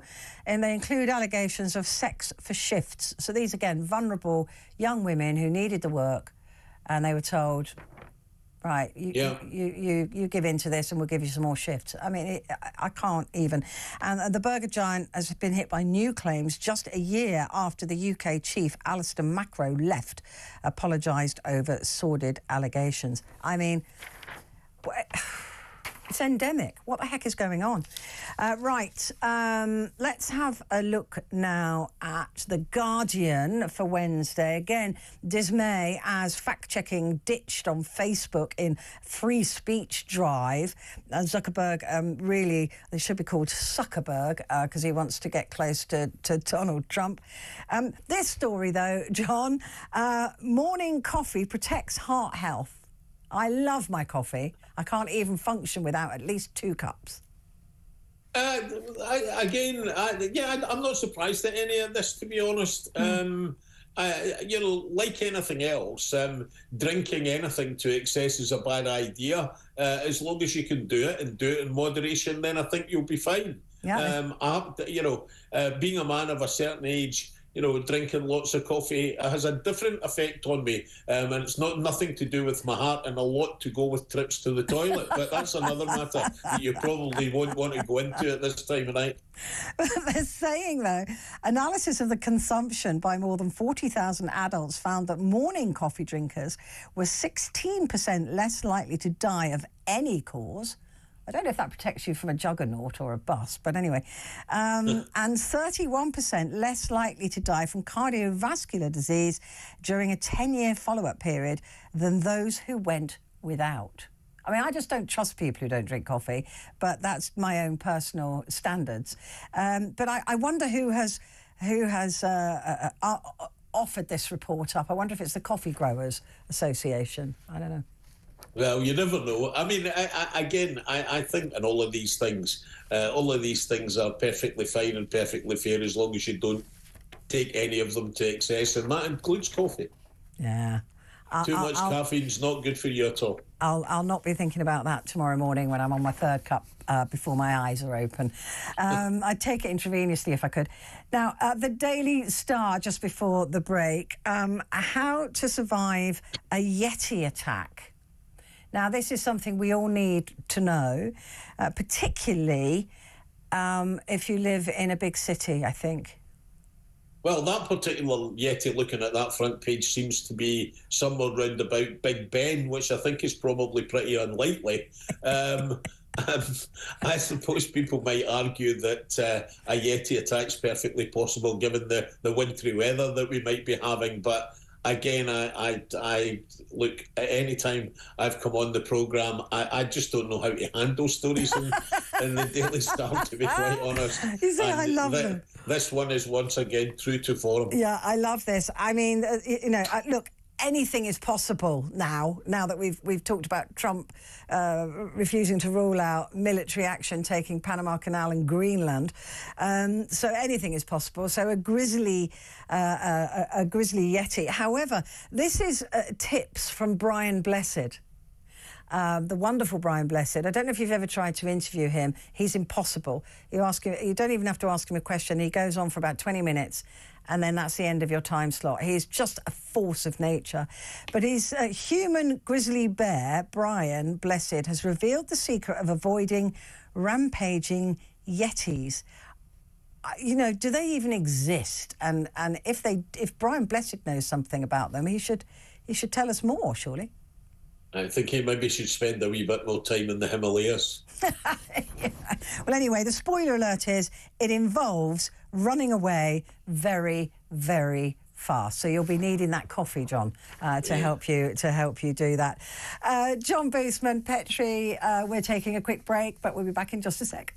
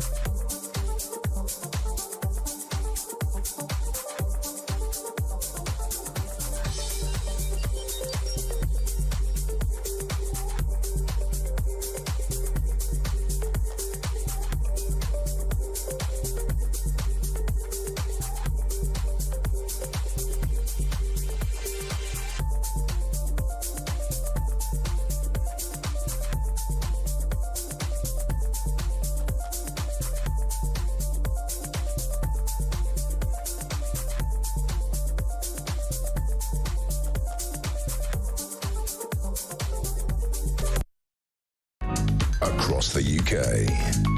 On DAB+, on YouTube, on the app, on your mobile. The home of common sense. This is Talk. Hi, you're with Petrie, and with me is John Boothman, political correspondent at the Sunday Times in Scotland, looking at Wednesday's papers. The Daily Express for Wednesday, wrap up warm, a minus 20 Celsius Arctic snow and ice blast to hit the UK. We've already had the rain, and now comes the ice. And this is so much worse where you are, up in Scotland. Yeah, I mean, I'd read these stories. I remember, back in the late 1990s, around about this time of the year when our house was flooded, where we ended up out of the house for 9 months. Wow. There was a big cold snap in the area where I stay in East Lothian, just outside Edinburgh. We couldn't get a plumber to come and turn off the water outside. And we helplessly just stood and watched as our house got worse and worse and worse. Oh, God. And it is the most horrendous experience that, frankly, you wouldn't wish on anybody. And the reason that I say this is one of the things that people really need to take care of or take care about, if you're talking about temperatures like this, is lagging your pipes and making sure that you're not really subject to burst pipes. It's a huge problem, and that's the worry, I think, for a lot of people in the next few days. We're obsessed in Britain by the weather. I do find it sometimes faintly amusing, and I don't want to particularly engage in taking people to task, but every morning in the past couple of over the past week, there's stories like it's snowing in Aberdeen and the Highlands of Scotland. Well, it snows in Aberdeen and the Highlands of Scotland like every year. But we have got obsessed by these stories. But as I say, the damage that can be caused as a result, we're seeing it all over England with the floods. And the next bit, what happens is it'll be terrible with the cold.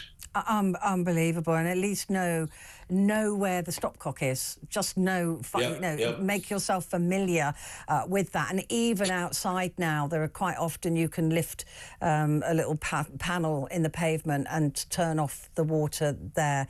It's worth knowing where those things are. I know exactly where mine is, just in case. Petrie, it's also the same with cars. The number of people that you see who are stranded in cars because they just don't have the basic things that you should have in the boot of your car for preparing for this. Again, I think I go back to there was a big freeze in the Central Belt in Scotland. I think it was 2010, round about this time, when the M8, which is the motorway that goes from Edinburgh to Glasgow, there were people stuck in it for about 6 to 8 hours. And it was an absolute nightmare, but a lot of people got caught in that because they simply just hadn't made simple preparations about even having water in the car or whatever, just, blankets in the car just to prepare in case there was any difficulties. So I'm beginning to sound like somebody from the AA or the Plumbers Federation, but it's actually worth just going, having a look, making sure you've got the proper stuff, torches and everything else that you need for these kind of situations. Yeah, I don't go anywhere really, but I'm in my car, in the back of my car there's a basket, and in there is food for the dog, there's water, there's blankets, there's all sorts of things. I don't have chains for the tyres or anything, but also make sure you've got your petrol or diesel is topped up, or your electricity, because you'll need to run that car for warmth. So you'll need all of those things, and it absolutely infuriated me though, John, is seeing walkers in Scotland, going off hiking after a weather warning, and then these poor, brave rescuers having to go out after them. I just think I'd have left them there. I'd have said, well, you're stupid. Sometimes in trainers with just a mobile phone. I mean, the IQ level. We need to be checking people's IQ in this country, I tell you. The other story, though, this real horror, again in London, knife horror, as a 14-year-old boy is stabbed to death on a bus in London.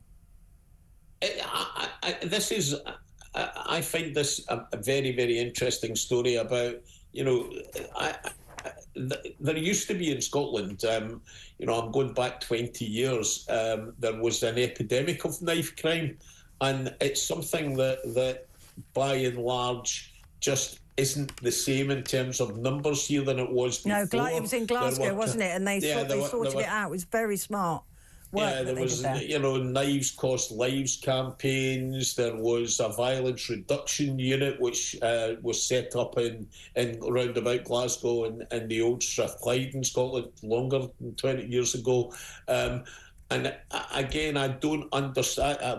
I see these things. There seems to be an awful lot of this in London, for example, another tragic story, another tragic death of what, a 14-year-old. It's just terrible. It's really interesting because Glasgow has been, for as many years as I can remember, has been held up as this example of how to...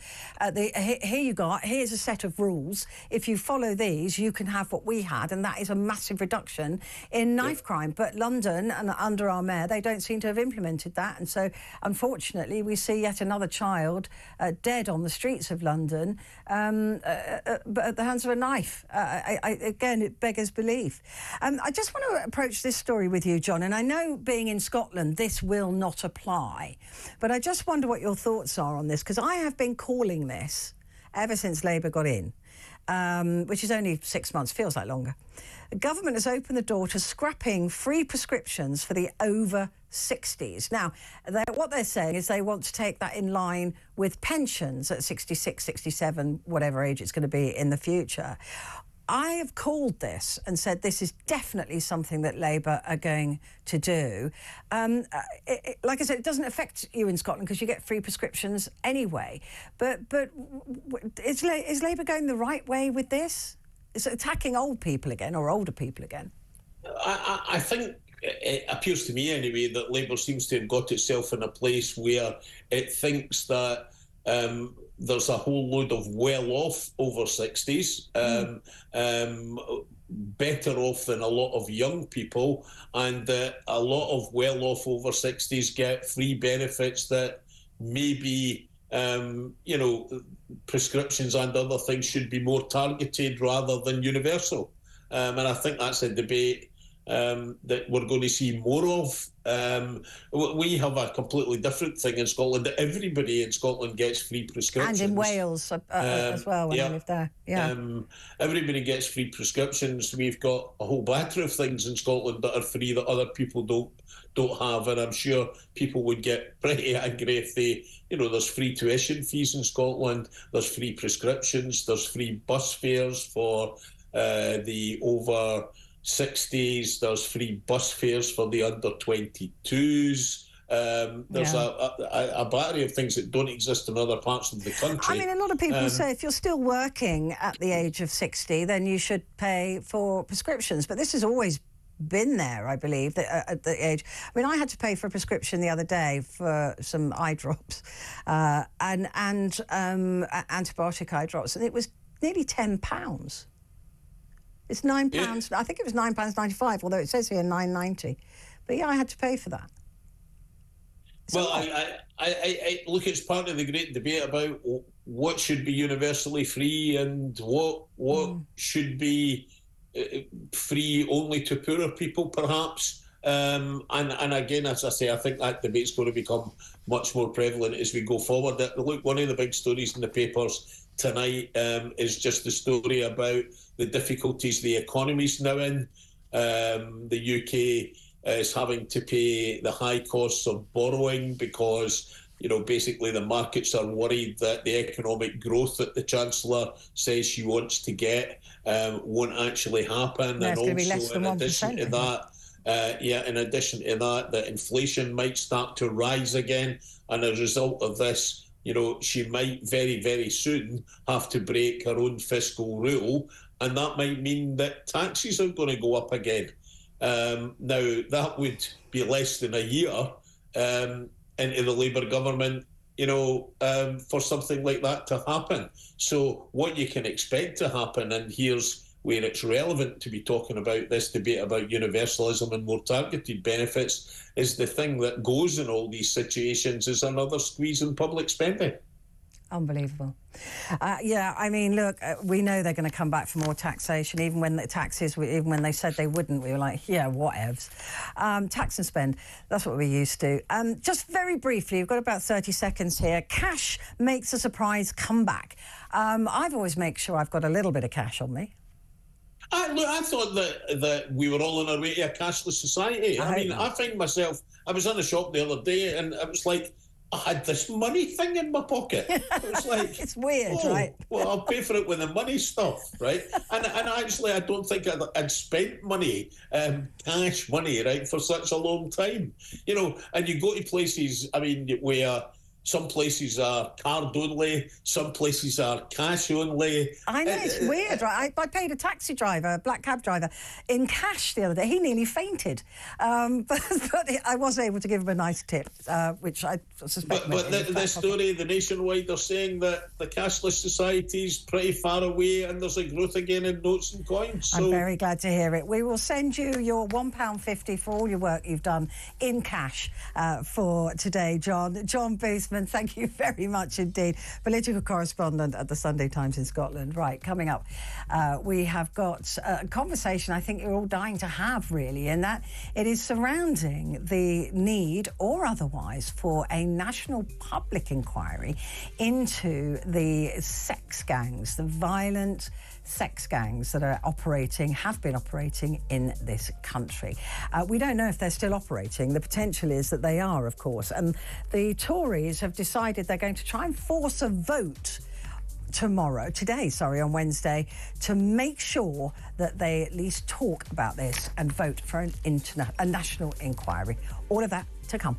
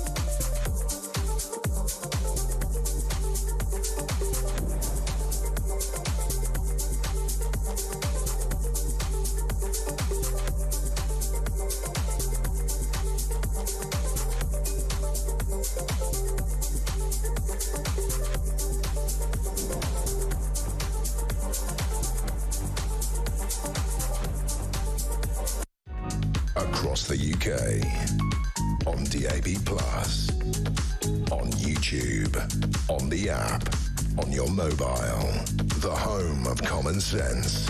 This is Talk.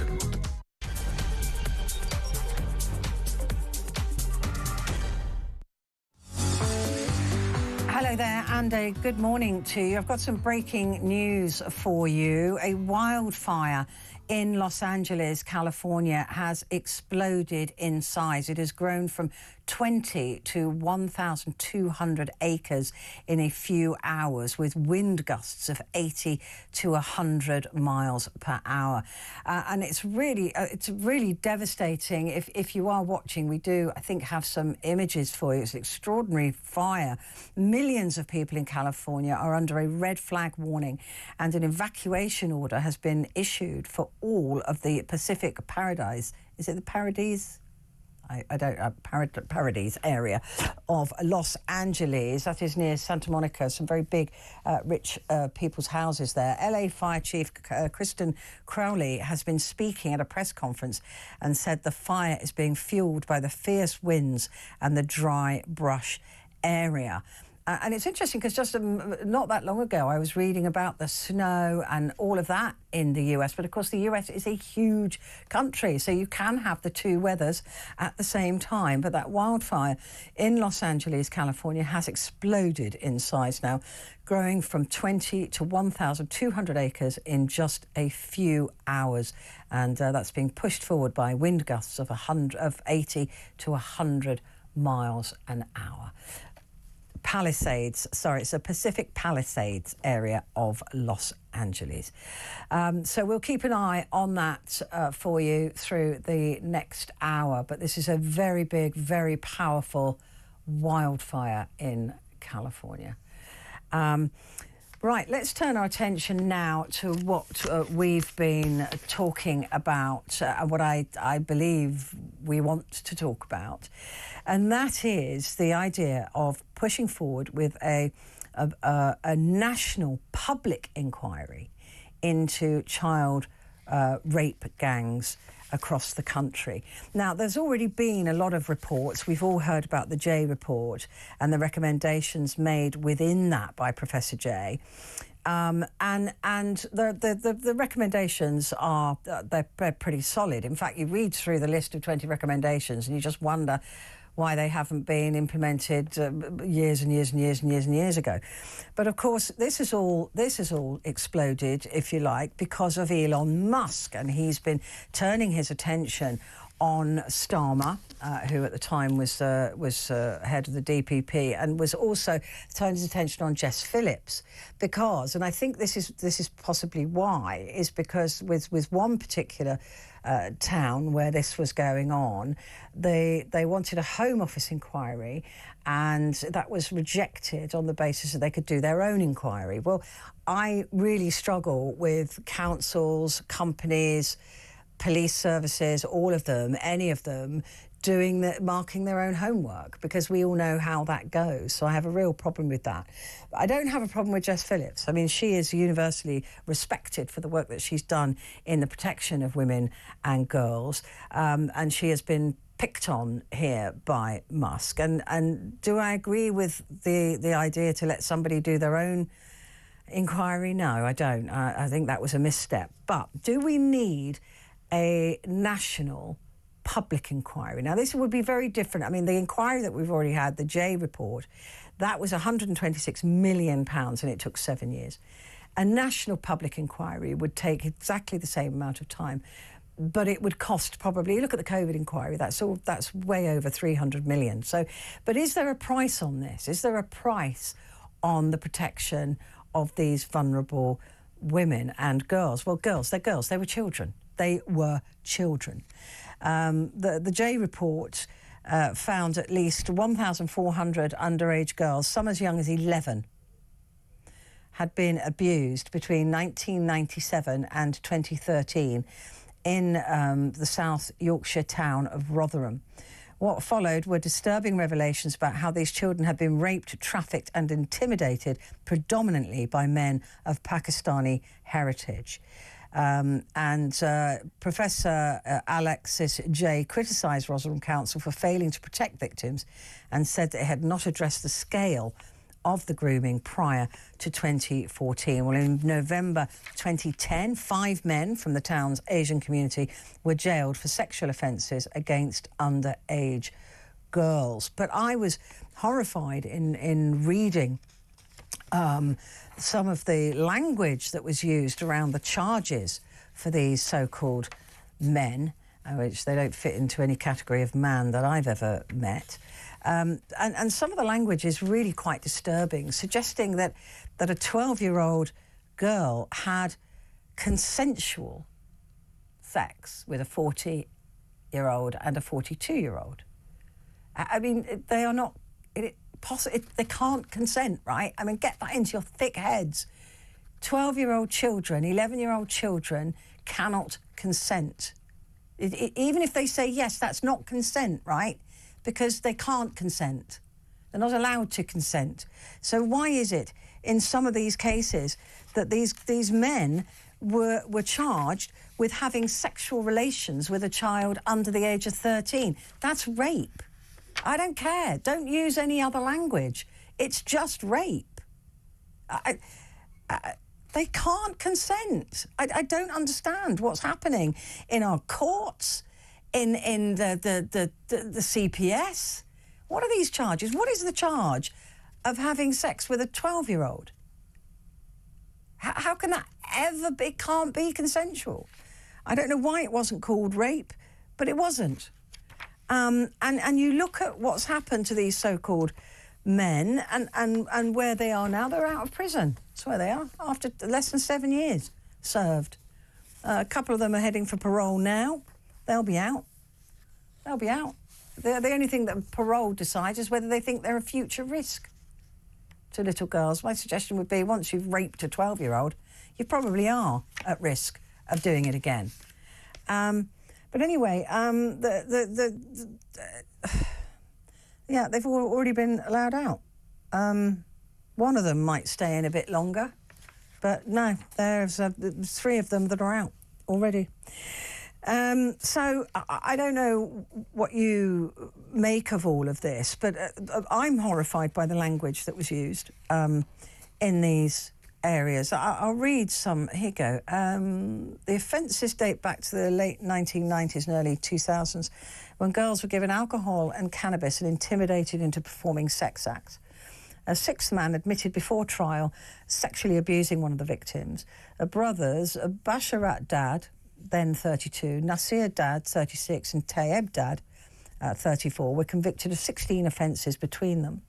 Basharat was jailed for 20 years after being convicted of 6 counts of rape and 5 of indecent assault and 1 of false imprisonment. Nassar was jailed for 14 and a half years for 1 count of rape, inciting indecency with a child and false imprisonment. And Tayeb was given 10 years. Matloob, 42, and Mohammed Sadiq were both found guilty of sexual intercourse with a girl under 13. Why isn't that rape? Why is that not rape? How is it anything but rape? But anyway, that's what they were charged with. They both jailed for 13 years. Amjad Ali admitted to having sexual intercourse with a girl under 13. He was jailed for 11 years, not for rape.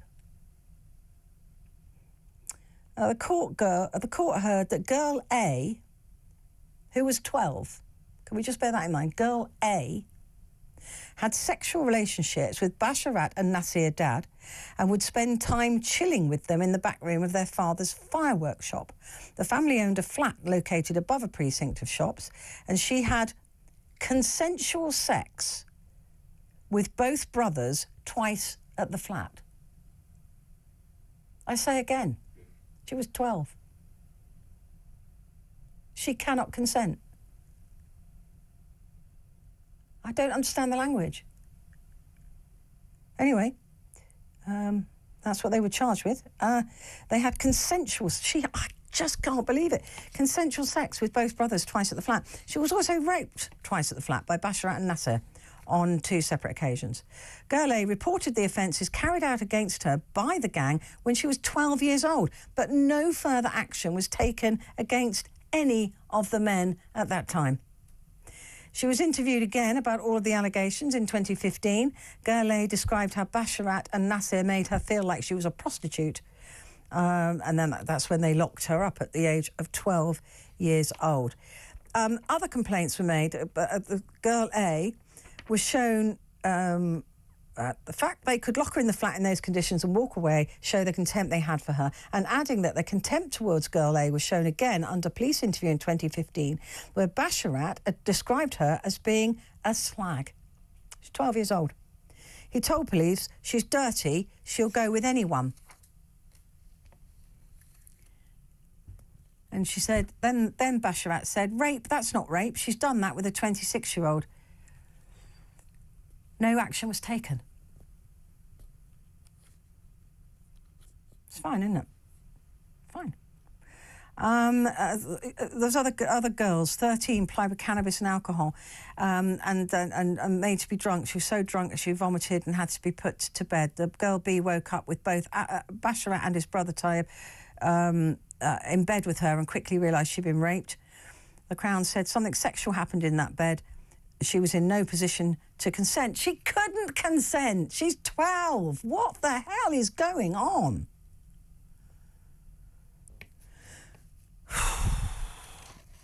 I don't get it. Oh, yeah, and there's another time when she another girl reported an incident to the police in 2001. At that time, she told officers she'd had sex with Hussein, then aged 25, in his car. After being questioned by police, Hussein was released without charge.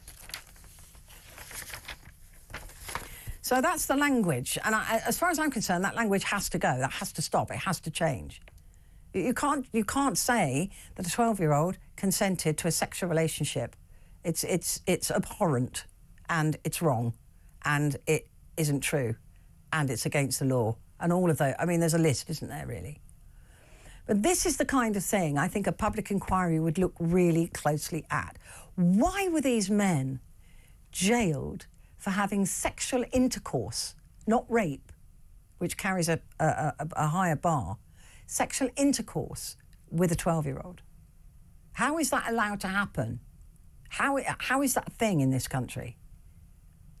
And a public inquiry would look at things like that, look at the language, look at why the police didn't write the notes specific to the perpetrators, make a note of the ethnicity of these men, because they didn't want to offend a particular community.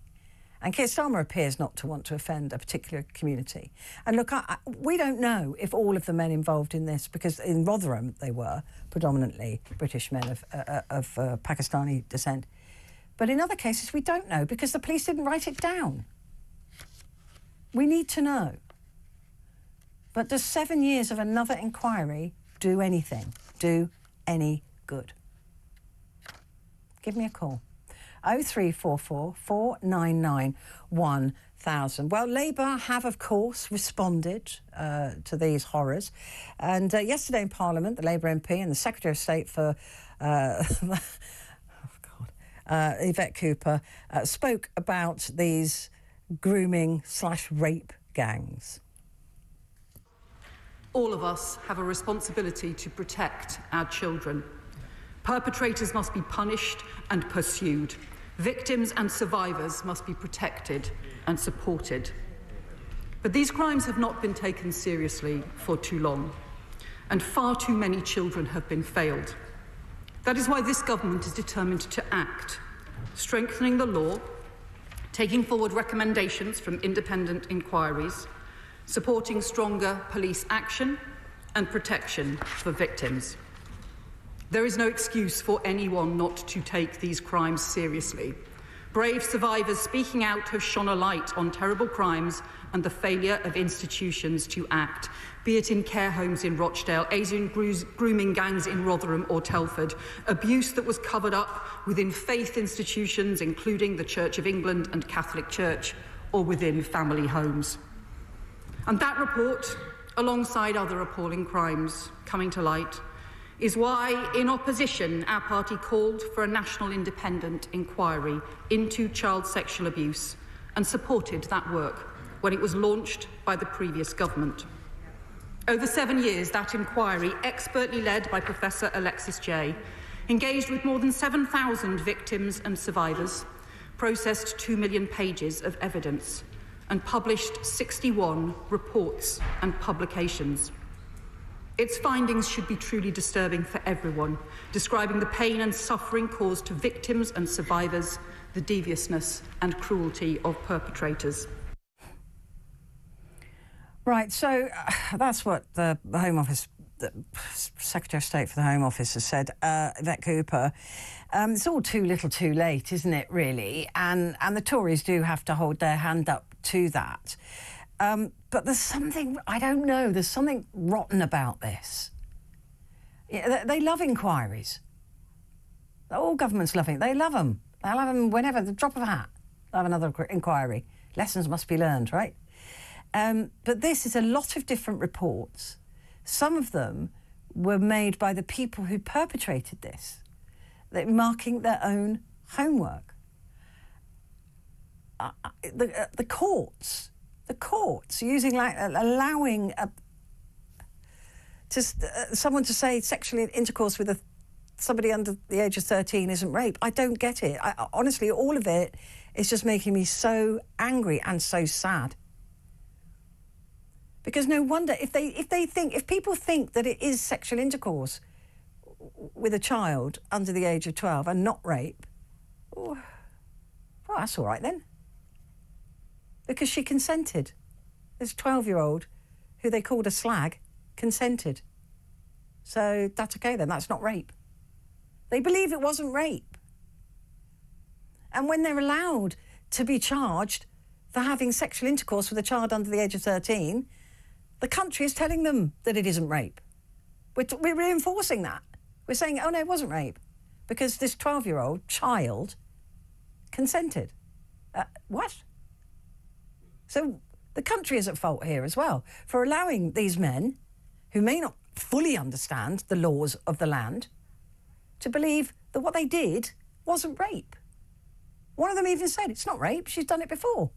How is it rape? I'm just in shock about what I've been reading. Really, in shock. I mean, I knew this had happened, but I wasn't. I thought they'd gone to prison for proper charges. Mind you, they're out now. So that's all right then, isn't it? Janice has called from Essex. Hiya. Janice, good morning to you.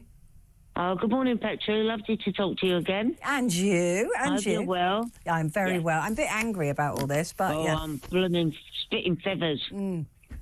It's taken Elon Musk to come in and say something where we've known this has been under the carpet for decades. And we've done nothing. And listen, I don't want another inquiry. I want something done now because it's still happening. I agree with you, it's still happening. The only reason I would say that another inquiry is important, well, a couple of reasons. One of them is that many of the victims want it, and I think we should listen to them. OK, if they want it, that's fair. Yeah, and the other thing is that a lot of institutions are rotten to the core, and they allowed this to happen. And, you know, the other thing is the language that I was talking about in the court reporting is so heinous to me that someone should think, oh, it's not rape because she's done it before. 12-year-old child. And we are supporting that idea by allowing them a charge of having sexual intercourse with a child under the age of 13 and not calling it out for what it is. And I think we need to change the language. I think we do. I think we live in what I class as a tolerant country, but we have our standards and our morals and that. And I'm sorry, if they're going to keep bringing this here and thinking it's okay, I'm 73. I wasn't brought up listening to this kind of thing. It was rare that you heard anybody getting raped. And now it just seems it's every day. And they've done nothing for decades. The councils, the supervisors, the police, and even Starmer now. I think somebody needs to get brought to book on this. I think there needs to be. Yvette Cooper, rubbish. Jess Phillips, rubbish. Shouldn't even talk to them. No. And look, it has to be pointed out, and I do want to point out this fact, and that is predominantly paedophilia, for example, is a predominant. It is. If you look at the statistics, it's white British men that can. But the gangs, it appears, these grooming gang or these rape gangs appear to be predominantly of other origin in terms of nationality. But we can't say that, though, can we? Well, you can, because the facts back it up. Now. Yeah, but it's interesting. You say it took Musk to highlight this. It took an ITV drama to highlight the post office scandal. Yeah. So, there's so much that we don't click onto or cling onto. That's what I'm worried about, Petrie. What else is being hidden? It's going to go and it'll drag on and drag on. And meanwhile, there's going to be hundreds of girls going through the same thing because it will drag on and drag on. Listen, I'm with you, Janice, and that would be my fear as well. But I don't see why we can't do both at the same time. I don't see why we can't implement the J recommendations, which are not that complicated, actually. I've got all 20 of them in front of me, and I'm a bit like, oh, is that it? Is that the only recommendations you've got? And have a national public inquiry that is open to the public, where we get to see all of the reports and exactly who marked their own homework. I don't have a problem with that. Janice, great to talk to you. I've got to take a break. Back in a sec.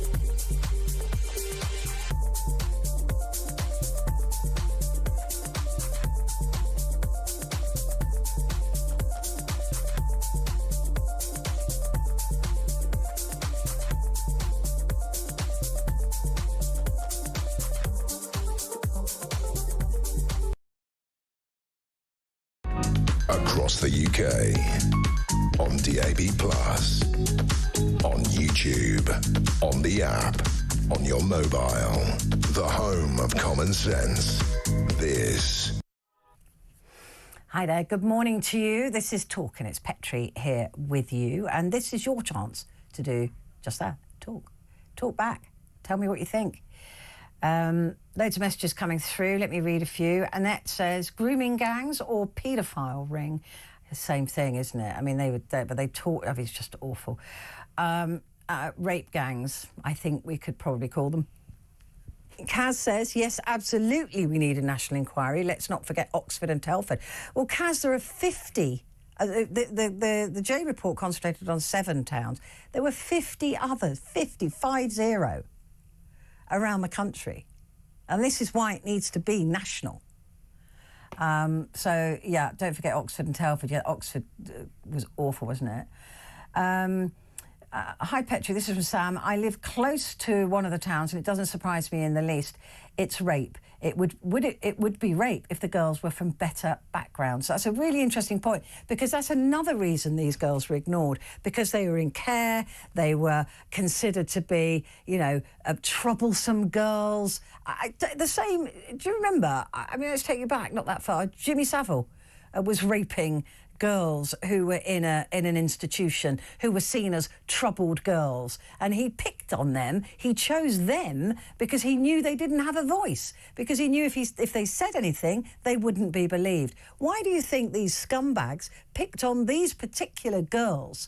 Because they were not believed. They weren't in families. They didn't have the care around them. They were in care homes and institutions that in some cases gave them to these men to abuse. And those are all the stuff, that's all the stuff we need to know.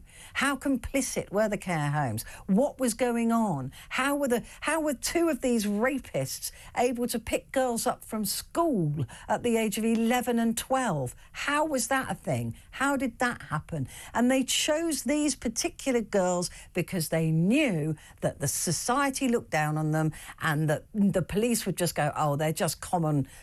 I'll use the word that one of these rapists used, slags. That's what they would have thought. And that's exactly why these disgusting creatures chose those girls. And you're right. Had they been posh girls, well, they wouldn't have had they wouldn't have been brave enough. But had they been posh girls, yes, of course it would have been called rape. Sexual relationships with a child under 13, and that's not called rape. I'm confused. We don't need an inquiry, but we should have one. We could be witnessing the end of the Labour Party, and that's from Andrew in Salisbury. Well, that breaking news I gave you at 10:30 is the Tories are going to push for this. We'll see. The Sam went on to say, you'll find now on the local Facebook pages that Muslim men are just sharing white child abusers. I mean, it is true. Predominantly, in statistical terms, the numbers are white men that are child sex abusers. It is still a deflection. It doesn't mean... both things can be true at the same time, right? Just because there are white paedophiles doesn't mean there aren't Asian paedophiles, right? He's saying those sex is quite different in terms of it being a gang. You don't tend to see... Anyway, let's not choose who's the worst paedophile, right? They're all disgusting. But that's from Sam in Lancashire. God, I don't even know where to go with this. Let's talk to Jason, who's in Walsall. How are you doing with the rain, Jason? The rain? Are you all right? Are you flooded? No, well, I'm driving through pretty bad conditions at the moment, but I am flooded where I live. Well, it's pretty bad in the Midlands, isn't it, though? You take care of yourself, Jason. Right, tell me, what do you think of this? Disgusting, to be honest with you, Petrie. It's I'm fed up with this race card being used. At the end of the day, if somebody has raped a child, should all be tarnished with the same brush. It's not whether you're white, black, Asian, or whatever. I agree. All paedophiles are the same, right? They're disgusting. Yeah. One's not better than the other because of their skin colour, right? Yeah. Personally, I think what it is, I think there's going to be a big can of worms opened with this. I think there's more to it as well. There's people in higher places that are just, who are going to be found guilty of aiding and abetting with all of this as well. If not taking part. I mean, and that's the thing. Not taking part, but they know, you know what I mean? They knew what was going on. They turned a deaf ear, or there's been money handouts. I'm not presuming, but there's more to it, Petrie. There's a lot more to it. It's gone on for so long. I agree. There's people who have been doing it. They just sound like they've been really confident in what they've been doing because nobody's challenged them. You know what I mean? Yeah, absolutely. And it's no surprise to me that if they actually go to a court and what is described to them is sexual intercourse with a child under the age of 13, instead of calling it what it is, and that is rape, then no wonder they think they're not doing anything wrong, right? Well, is it the law, in the book, the law says any sort of sexual intercourse with a child under the age of 13 is classed as rape. You know, it's simple as. So why are they saying it's sexual intercourse? Oh. And also suggesting that a 12-year-old that a 12-year-old consented. I know, it's disgusting. It's absolutely disgusting. It makes me feel sick. Really does. You know, and it's been allowed. You know, this has been allowed for so long. I mean, there's the stories as well, Petrie. Like, some of the girls were branded with the letter S. Oh yeah. We were not rod. This needs to be fully investigated. If you know what I mean. I do. There's a lot more to it. I agree. I do think there's a lot more to it, and I think also we need to dig out. And I know it's expensive and it will take a long time, but this is our children. This is young girls, vulnerable young girls, the same girls that were raped by Jimmy Savile. Right, this has been going on for decades and as far back as there have been young, vulnerable girls. And it needs to stop. Well, the government haven't learned nothing from that. Even like just the allegations in the 60s in Cambridge in Scotland, with that one big estate that was full of paedophiles. Yeah. That was passing children around. Yeah. West. Tower Hamlets was the same. That's not really been looked into properly. You know, because they just go, nothing to see here. It's wrong, and something is allowing. And I can't help but think it's got to be some form of misogyny that just thinks, these are just scumbags, right? They're just little scumbag girls. Who cares, right? That's what I think. Oh, Jason, we've lost you. Can you just make sure he's all right? But Jason, your line dropped there. I just want to make sure you're right because, as you said, you were driving through some tricky area. Have I had my break? No. I get very confused when I get passionate about stuff. Anyway, Robert, wait there, and I will come back to you in just a moment because I'm late to the break. But we'll be back in a sec and talking to Robert.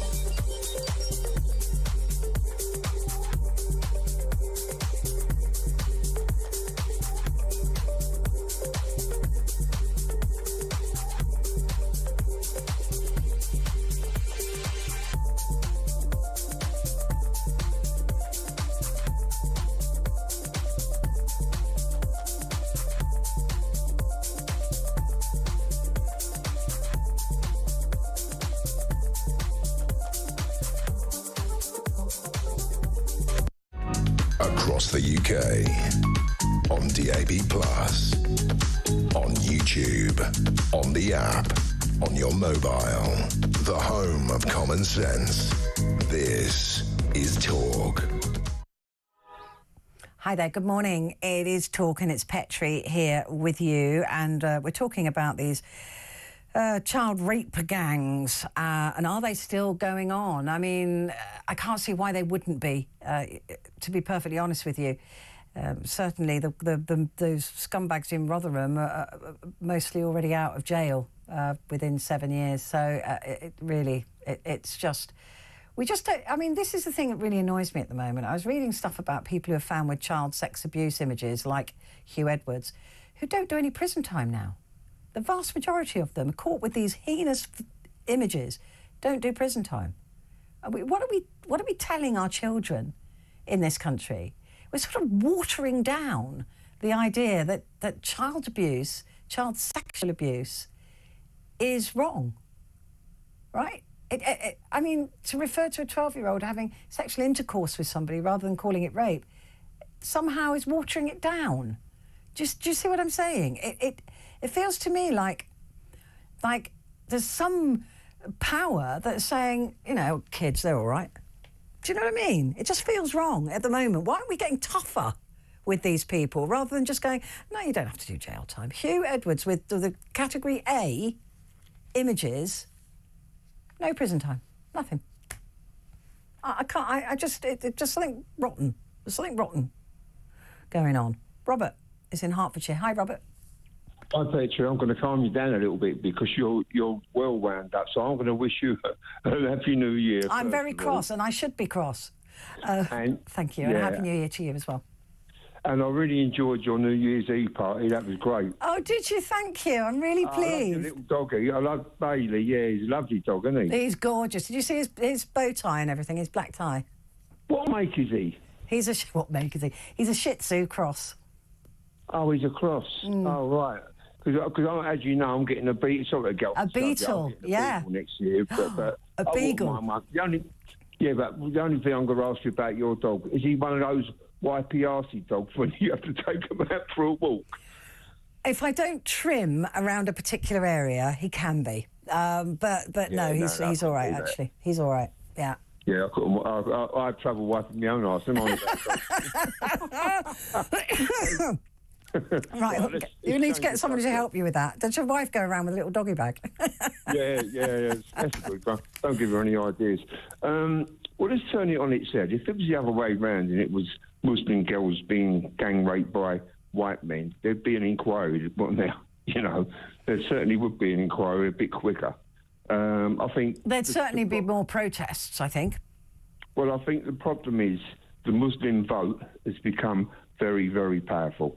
And I think that's what's behind it, and that's why certain people, certain councillors, certain politicians didn't want to upset the Muslim community.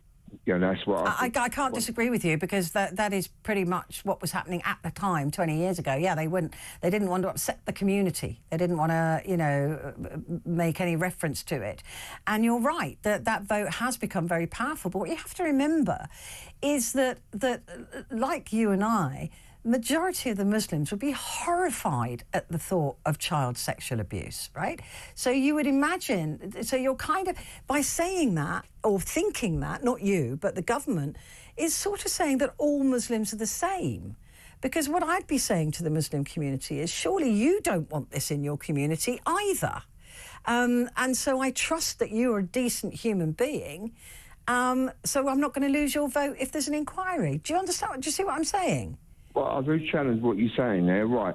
Who is the senior, the equivalent of, say, the Archbishop of Canterbury? Who is the senior Muslim who's come out and spoke about it? Name me, because I've not heard any senior Muslim. But we always have this conversation though when there's a terror attack, right? We don't expect, but whenever there's a white man who has been discovered as being a paedophile, you know, you don't often get, unless it's in the church, you don't really get another white man saying not all of us are like that. So, and that's the same with terrorism. You know, when terrorism happens, we all go, where are all the Muslims? But you know, we don't expect that if it's you know, a white person doing it. So I don't connect that necessarily, because I don't think that's reasonable. These were child rapists. Whatever the colour of their skin is, it may be relevant, but there's not been an inquiry to suss that. But the point is that they are a minority of a minority. Yeah, but we need... I mean, Keir Starmer should resign because it was on his watch. Right, some of it was on his watch. He should resign straight away. There should be...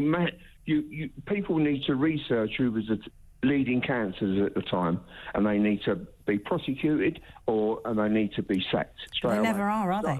That's the thing. They never are. Yeah, but the people running these care homes, these children's homes, where they were handing over little girls, the schools where little girls were being collected by grown men and put in cars.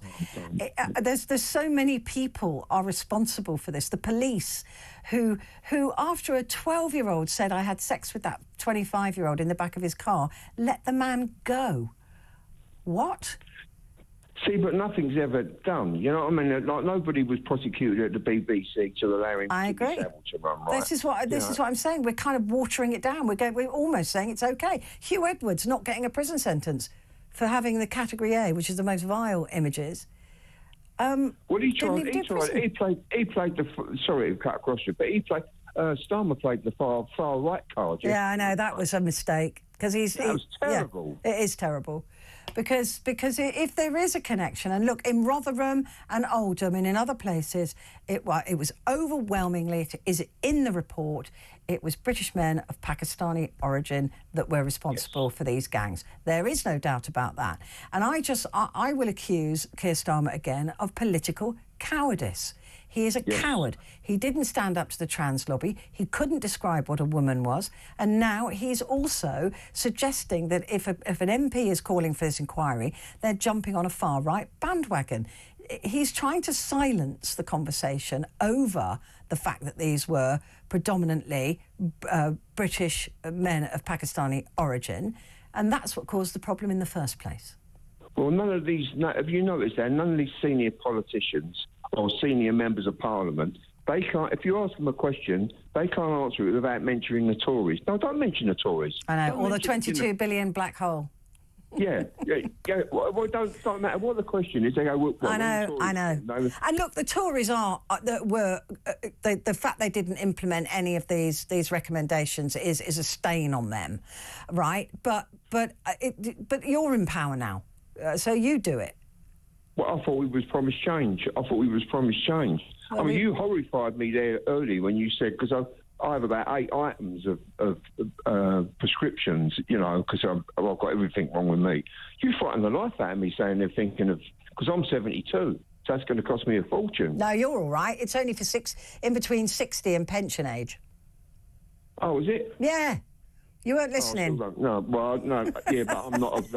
I'm all right now. I'm not an all right Jack. I still feel sorry for the people. Yeah. You know? I mean, anybody over the age of 60. But I kind of think anybody over the age of 60 who is working probably should pay for their prescriptions. I don't see why there is a difference between a 60-year-old and somebody on a pension. When you hit your pension, get it free. Then don't you think these people who you're talking about who left school at 15 and paid their dues all the way through, don't you think they're entitled to a few, you know, spare items? A few freebies. Yeah, maybe. You know, a packet of paracetamols here and there.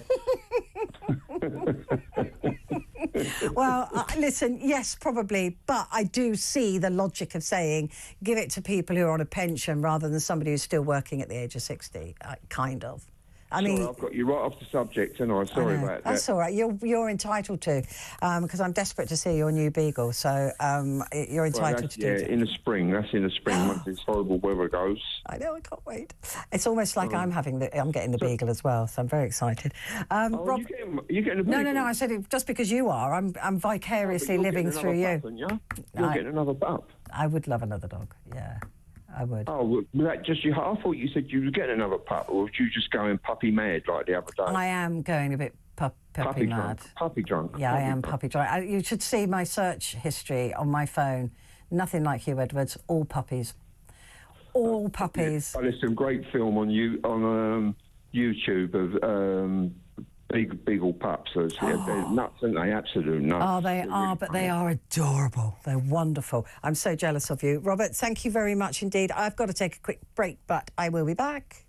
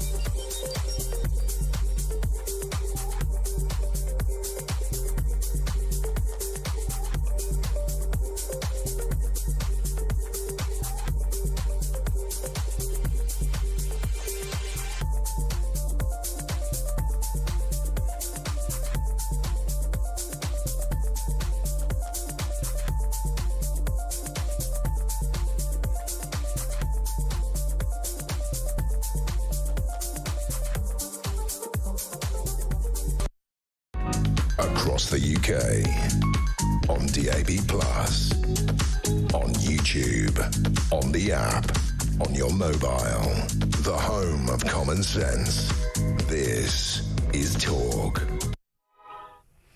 Hi there, good morning to you. This is Talk and it's Petrie here with you. We're talking about the fact that the Tories tomorrow are going to try and force through a vote on a national inquiry into the child rape gangs. Now, we've already had 60-odd reports done, but as far as I can see, they're not really that joined up. And also, we found out subsequently that although there were about 7 towns included in the J report, there were another 50 that have come through as having child rape gangs as well. There's a lot we don't know, and that always concerns me. And a national public inquiry is very different. We get to see everything, basically. We get to see people being questioned. We get to see people having to answer for what happened. We get to see people who've even gone into retirement being called back to sit in front of an inquiry and to answer questions by people. We get the survivors of this, these victims, these survivors of this horrendous abuse get to see everybody seeing what they knew and weren't listened to about. So I do think, I'm not normally a fan of inquiries, but I think there's something rotten at the heart of this, and not least the language that is being used to describe some of the acts that these men carried out on children, 11, 12-year-olds, reporting that they had consensual sexual relationships with them. It's wrong. That language is wrong. So it's no wonder these disgusting excuses for human beings think they're not raping children when even in court they're told that it's sexual intercourse with a child. That's wrong. All of it is wrong. There's something very, very rotten going on at the moment, and I do believe that in this case an inquiry would be a good thing. That's just my view, but hey.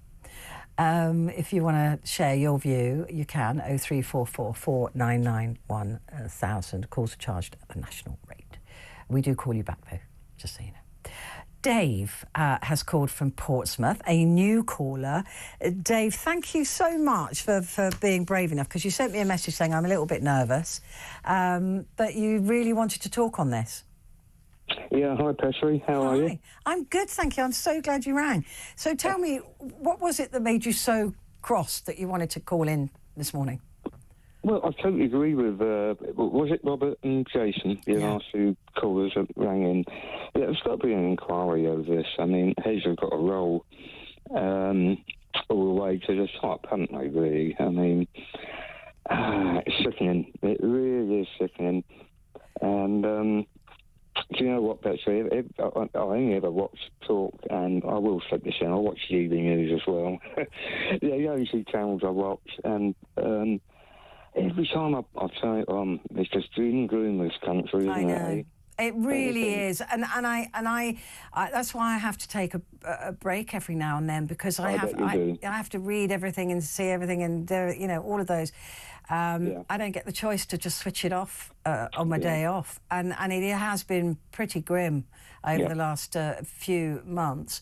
Why do you think it is? I mean, look, Keir Starmer is saying it's no time for another inquiry. It is time to act. Like I've been saying, I can't see why we can't do both at the same time. But do you think there's something rotten going on? I do, and why does it take Musk to all of a sudden get involved in all our politics, and all of a sudden everything gets shaken up? Everyone starts getting a bit worried. I think that's a bit bizarre, Petrie. You know, and he's got involved, and he seems to have got the ball rolling on a few things here, and I think he's got a few bums switching. Yeah, do you know what? I just think there's a national complacency. I really do, because you look at the post office scandal, it took a TV drama for us to get cross about that.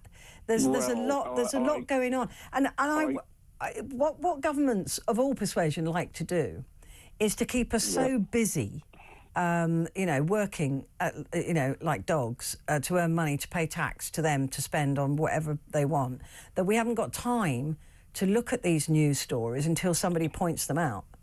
And I do believe that. And then suddenly we're now looking at this going, oh, we should have really thought about this earlier. But now we are, and I think that's why.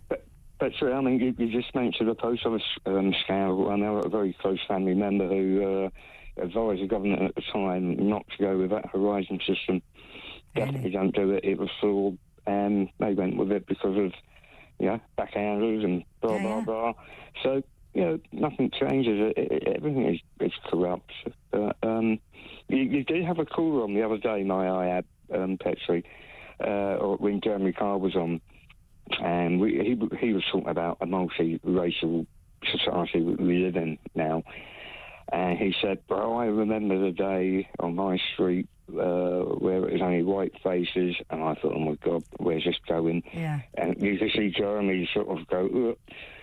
And he went, now we've got Mr. Singh over a road, we've got the Ukrainians up there, we've got the Albanians over there, we've got blah, blah, blah, the Pakistanis up there, and we all get together, we have a barbecue in the summer, and I thought, that's how we should be getting on, shouldn't it? And can you imagine going to a barbecue around there with all those different foods and cultures? And I'd love it. Wouldn't it be fantastic if we could all get on like that? I know, and that's the thing, we can, and this is why I think that any government that thinks they need to not mention the ethnicity or even the religious persuasion of the men that were involved in Rotherham is making a huge mistake, because of course the Muslim community don't think this is a good idea either, right? The Muslim community will look at it and go, that is disgusting, you're a child abuser. So I think that a lot of Muslims would support an inquiry that rooted out these sick perverts in their midst. Exactly right. I feel sorry for the decent Muslims of this country, and there's many of them, and I will put it that I visit Turkey quite a bit, a very, very Muslim country, and I've got lots of friends out there. They're absolutely amazing people, but when I go out there, I respect their culture, I respect their call to prayer, music gets turned off. They're quite westernised where I go, obviously nightclubs, bars and blah, blah, blah. I'm 56, by the way, I shouldn't be in nightclubs. But do you know what I mean? You go there and you respect their culture. They're fantastic people. And I just wish people that visit our country or want to live here could respect our values. I think most do. It's these people that don't. And, you can bet your life that in Pakistan they were also raping children. They're rapists, they're child abusers. Whatever they did here, they did there. And they're just bad people, and there are bad people in every single type of community, and that community wants those bad people out as much as everybody else does. Dave, I'm so glad you rang. I'm very proud of you. Much. Do it again, won't you? I will. Yeah, I watch your show quite a bit, Petrie. So I've what do you call it? Pop the cherry. I've made a phone call. I'm so proud of you. Well done. See, it's not that scary, really, is it? No. But I say I had a bit of a major operation a few years back. You can't tell, honestly. Oh, thank you very much. You speak brilliantly, and you obviously think brilliantly as well. So please do call again. You're a very, very welcome addition to the show. Thank you. That's from Dave, who had just so you know, he told me he had mouth cancer. Brilliant call, fantastic. Martin has called now from Ayrshire. We've probably only got a couple of minutes, if that. But Martin, I wanted to just squeeze you in. Where do you stand on having a national public inquiry? Yeah, totally. I think we should. I think that the governments, the blob, the police, social workers, they're just actually reactive instead of being proactive. And second point is, I think that if we're going to have an inquiry, myself, Maggie Oliver at the point the main chairperson. Yeah, well, I mean, that's the thing. I mean, who would they appoint to run the inquiry? But Maggie Oliver. Well, yeah, I mean, she is brilliant, isn't she? She's the police officer that stepped down at the time, wasn't she? But and she was actually like in there, right, and she was sticking up for the kids, and no one else was. Totally, and she got demonised. She got this, she got that, and but I'll tell you, it's like, well, I remember watching a program like several years ago, a lot of years ago, right, and she was actually in it, right, the social workers and that area, and nobody was actually listening to anybody. Nobody was listening to anybody. It is deeply, deeply worrying, and we know that there's another scandal, there's another problem, there's another issue that is being covered up, and that, to me, is why national public inquiries are necessary, because we can't